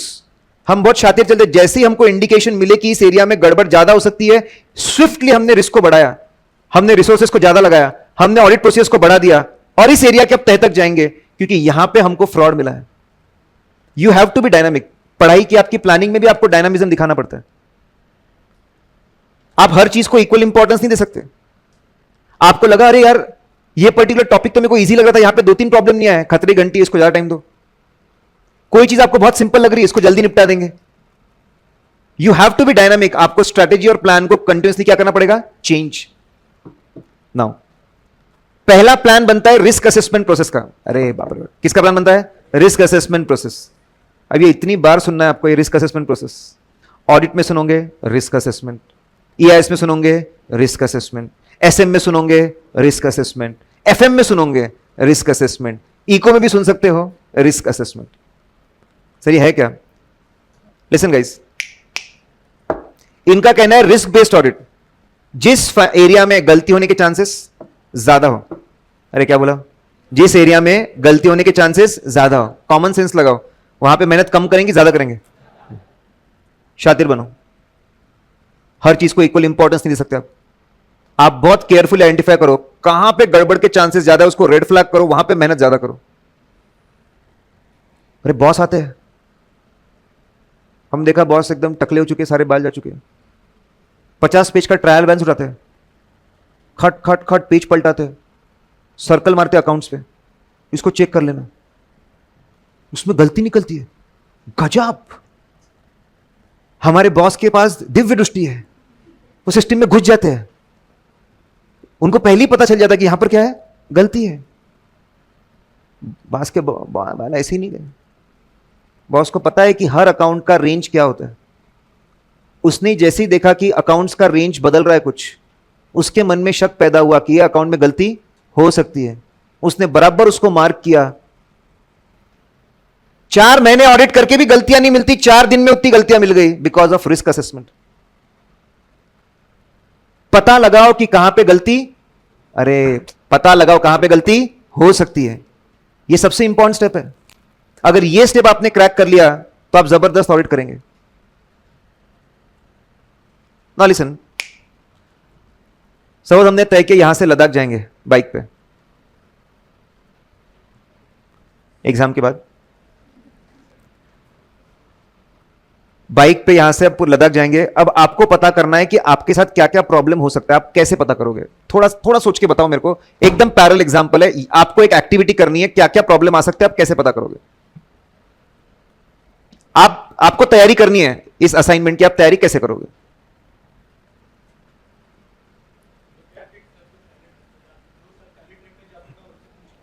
हाँ परफेक्ट, मैं टारगेट। जो पहले ट्रिप पे जा चुके हैं उनसे बात करेंगे। यस, और जो नॉर्मल टूल किट है जो लग सकते हैं ट्रैवल में, वो सब लेकर जाएंगे। आप उसका नॉलेज लेंगे कि क्या क्या रहता है, लिखे जाएंगे। और रूट प्लानिंग, गूगल मैप्स पे जाएंगे कि रूट क्या है, कितना टाइम लग रहा है, कहां पे रास्ता खराब है, खतरा कौन सा है। और हाँ, बाइक चेक करेंगे कि बाइक कितना चल सकती है, कैसे चल सकती है। और रोड परमिट, अगर परमिशन चाहिए तो वो लेंगे। वेदर फोरकास्ट की कहां पे क्या प्रॉब्लम हो सकता है, बराबर पता चले पहुंचे और आए नहीं वापस। और एक्सेलेंट, आपको पता लगाना था कि क्या क्या गलत हो सकता है। यस नो, आपको रिस्क पता करनी थी। Yes no, yes no. आपने क्या इकट्ठा करना शुरू किया? आपने क्या इकट्ठा करना शुरू किया? इंफॉर्मेशन। एग्जैक्टली। अगर आपको पता करना है कि कंपनी में कहां कहां पे गड़बड़ हो सकती है, कहां कहां पे प्रॉब्लम हो सकती है, आपको क्या इकट्ठा करना पड़ेगा? Information. You have to understand entity and its environment. Economy कैसे चल रही है, इंडस्ट्री में क्या चल रहा है, बिजनेस में क्या चल रहा है, ओनर्स के बीच में क्या चल रहा है, माल कहां से आता है, प्रोडक्शन कैसे होता है, किसको सेल करते हैं, रिकवरी कैसी है, यह पूरी जानकारी इकट्ठा करनी पड़ेगी। सर इससे क्या होगा? इससे आपको पता चलेगा कहां पे प्रॉब्लम हो सकता है। अगली बार यह वर्ड आए, रिस्क असेसमेंट प्रोसीजर, इसका सिंपल मतलब है collecting information and obtaining understanding to find out the risk. Technical word क्या है बोलो? अरे टेक्निकल वर्ड क्या है, सब बोलेंगे? Risk assessment process. Technical word आपका रिस्क असेसमेंट प्रोसेस है, उसका सिंपल मतलब है collecting information and obtaining understanding, ताकि हम क्या पता कर सके? रिस्क। एग्जाम्पल दे रहा हूं मैं, सुनो। हम कंपनी में जानकारी ले रहे थे, उन्होंने हमको बोला रिसेशन आ रहा है, विंटर इज कमिंग, रिसेशन आ रहा है। हमने इमीडिएटली उसको पूछा लास्ट टाइम कब आया था? 7 साल पहले। क्या हुआ था? आधे डेटर्स ने पैसे डुबा दिए थे। और क्या हुआ था? इन्वेंट्री ऑब्सोलीट हो गई थी पूरी। इस बार तेरे डेटर कितने हैं? 500 करोड़। तूने प्रोविजन फॉर डाउटफुल डेट कितना बनाया? 50 करोड़। नेट कितना दिख रहा है? नेट कितना दिख रहा है? पिछले बार के ट्रैक रिकॉर्ड के हिसाब से 500 में से 250 डूब जाएंगे। मतलब 500 में सिर्फ 250 करोड़ बचेंगे। तेरे बुक्स में अभी कितना दिख रहा है? 450 करोड़। कितना दिख रहा है? 450 करोड़। 5 डेटा के हिसाब से लगता है कितना दिखना चाहिए था? 250 करोड़। डेटर में कितनी बड़ी गलती हो सकती है? 200 करोड़ की। 200 करोड़ की रिस्क बैठी है डेटर में। इन्वेंट्री कितनी है? बोला हमारा एमडी बहुत इंटेलिजेंट है, 10 करोड़ की। अगर पूरा स्क्रैप हो गया तो कितने बिकेगा? बोले 6 करोड़ में। मेटल बहुत सारा है, मेटल बिक जाएगा ऐसे।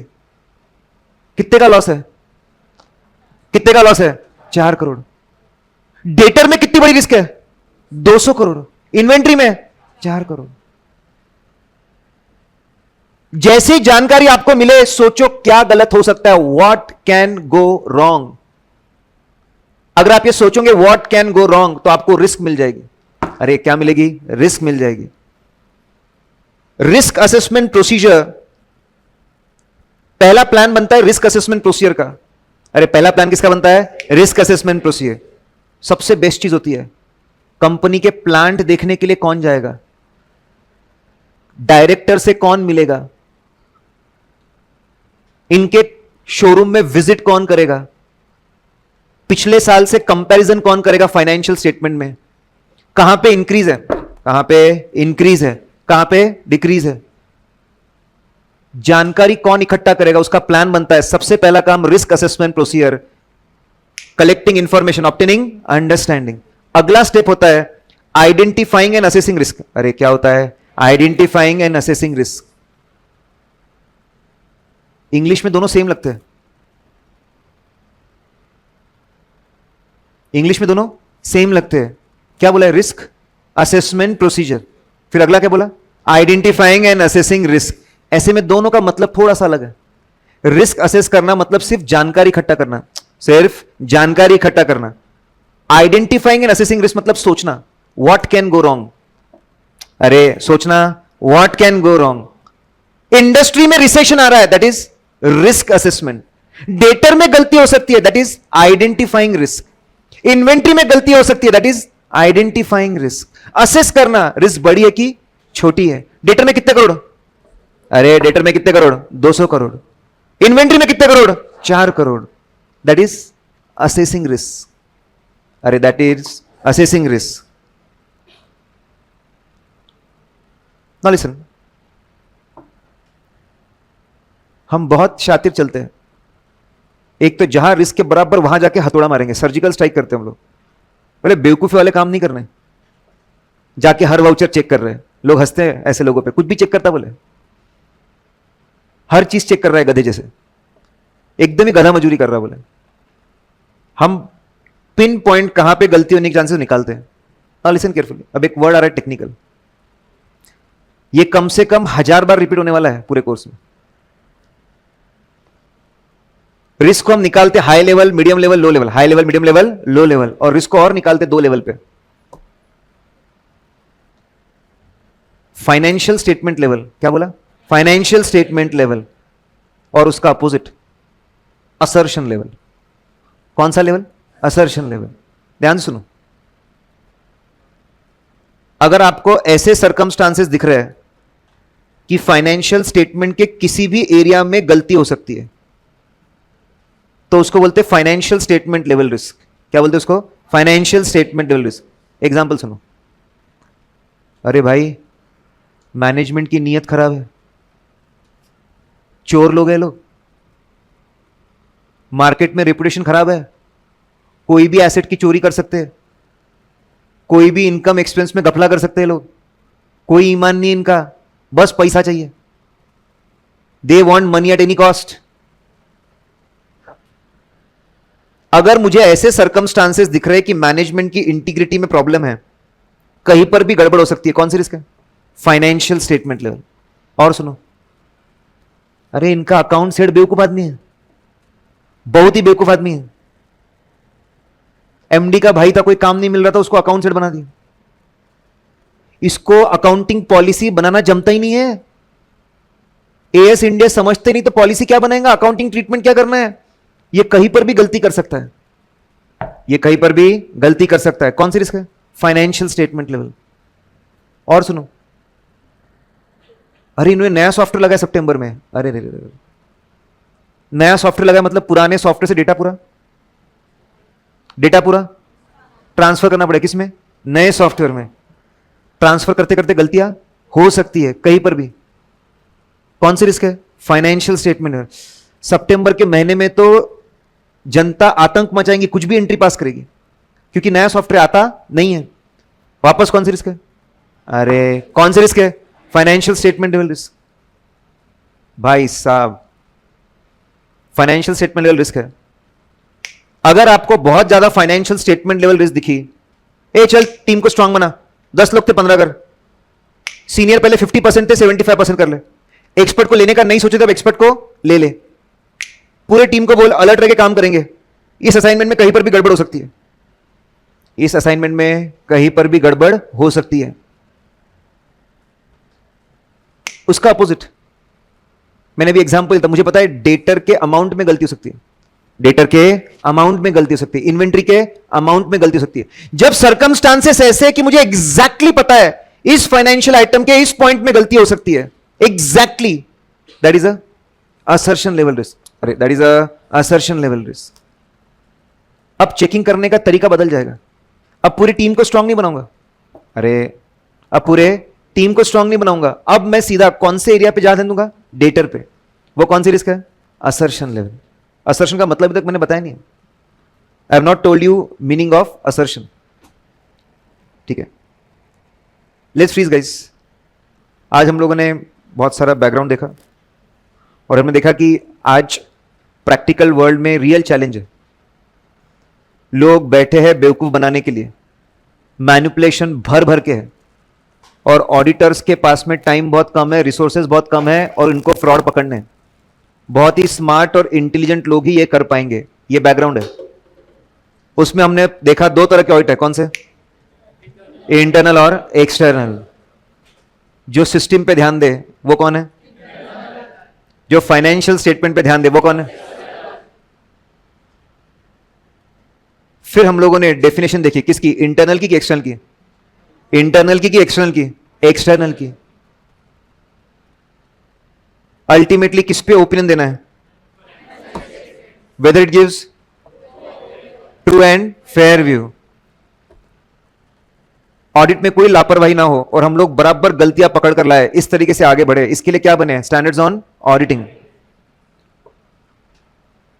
और उसके हिसाब से ऑडिट कैसे होना चाहिए, हमने एक प्रोसेस बनाया। कौन सा? अरे कौन सा? Core audit process. कितने फेज है? 5। पहला फेज कौन सा है? Initial phase. इमेजिन करना है, क्लाइंट है, उसने क्या ऑफर किया? क्या ऑफर किया? ऑडिट। हमने बोला भैया रुक जा, बैठ जा, बेसिक कंडीशन फुलफिल होनी चाहिए। कितनी? 2। अकाउंटिंग कौन करेगा? तू। और उसके लिए जो फ्रेमवर्क यूज करेगा वो कैसा होना चाहिए? Acceptable framework. अच्छा बढ़िया क्वालिटी का, गवर्नमेंट वाला फॉलो कर रहे हैं, डन। जाते उसको पूछा कोई लिमिटेशन ऑन स्कोप तो नहीं है? अरे लिमिटेशन ऑन स्कोप तो नहीं है। नहीं बोले कोई नहीं है। आकर हमारे सामने बड़ा 3 बातें की।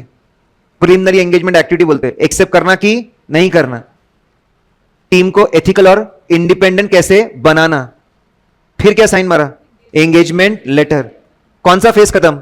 इनिशियल फेज खत्म। जैसे ही साइन किया लेटर, कौन सा फेज खत्म? इनिशियल फेज खत्म। अब प्लानिंग में सबसे पहले क्या बनती है? स्ट्रैटेजी। फिर क्या बनता है? प्लान। और समय समय पे इसको क्या करते हैं? अपडेट। पहला प्लान किसका है? Risk assessment procedure. कौन जानकारी इकट्ठा करेगा?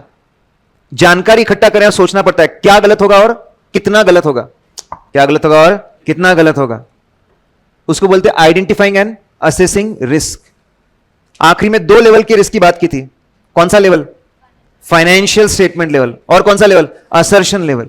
कहीं पर भी गलती हो सकती है तो financial statement level. Specific area में गलती होंगी तो असर्शन लेवल। जरूरी है क्योंकि दोनों का रिस्पॉन्स अलग है। देखो लास्ट पैरेलल एग्जांपल, इंडिया में 15 अगस्त एंड 26 जैन देश के लिए बहुत इंपॉर्टेंट डेज है। हमारे दुश्मन एग्जैक्टली इस दिन पे अटैक करेंगे, तुमको तुम्हारे इंपॉर्टेंट डे पे नीचा दिखाया। पूरे देश में कहीं पर भी अटैक हो सकता है, इसलिए पूरा देश हाई अलर्ट पे रहता है, कहीं पर भी गड़बड़ हो सकती है। करेक्ट? कौन सी रिस्क है?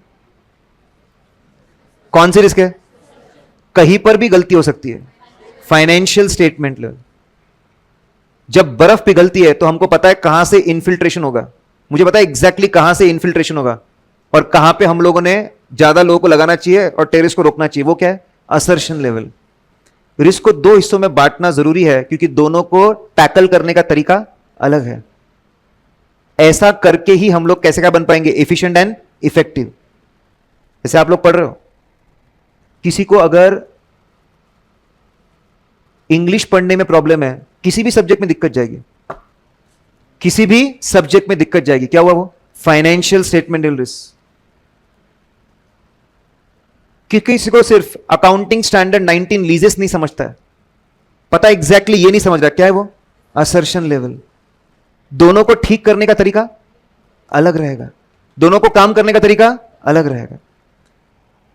आप लोग एक टेलीग्राम ग्रुप ज्वाइन करेंगे, वहां पर ऑडियो आपको मिलेंगे। अगर आप जाएंगे टेलीग्राम ग्रुप में तो आप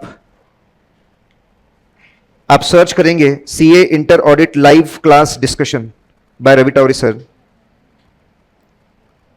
आपको हर दिन के ऑडियो, आपको जब आपने रजिस्टर भी करवाया होगा, ऑनलाइन वाले भी, एक ग्रुप का लिंक आया होगा, वो भी ज्वाइन करो। ये ग्रुप भी आपको ज्वाइन करना है। अराउंड आपको दिखेगा तो अराउंड 1500 लोग हैं वहां पे। और ऑडिट गुरु टेलीग्राम चैनल है, अराउंड 23,000 लोग हैं वहां पे आपको ये दोनों आपको ज्वाइन करना है। सारे डिटेल्स आपको यहां पर मिलेंगे, हर लेक्चर का ऑडियो और उसके नोट्स और सारी चीजें आपको यहां पे मिलती रहेगी। ठीक है?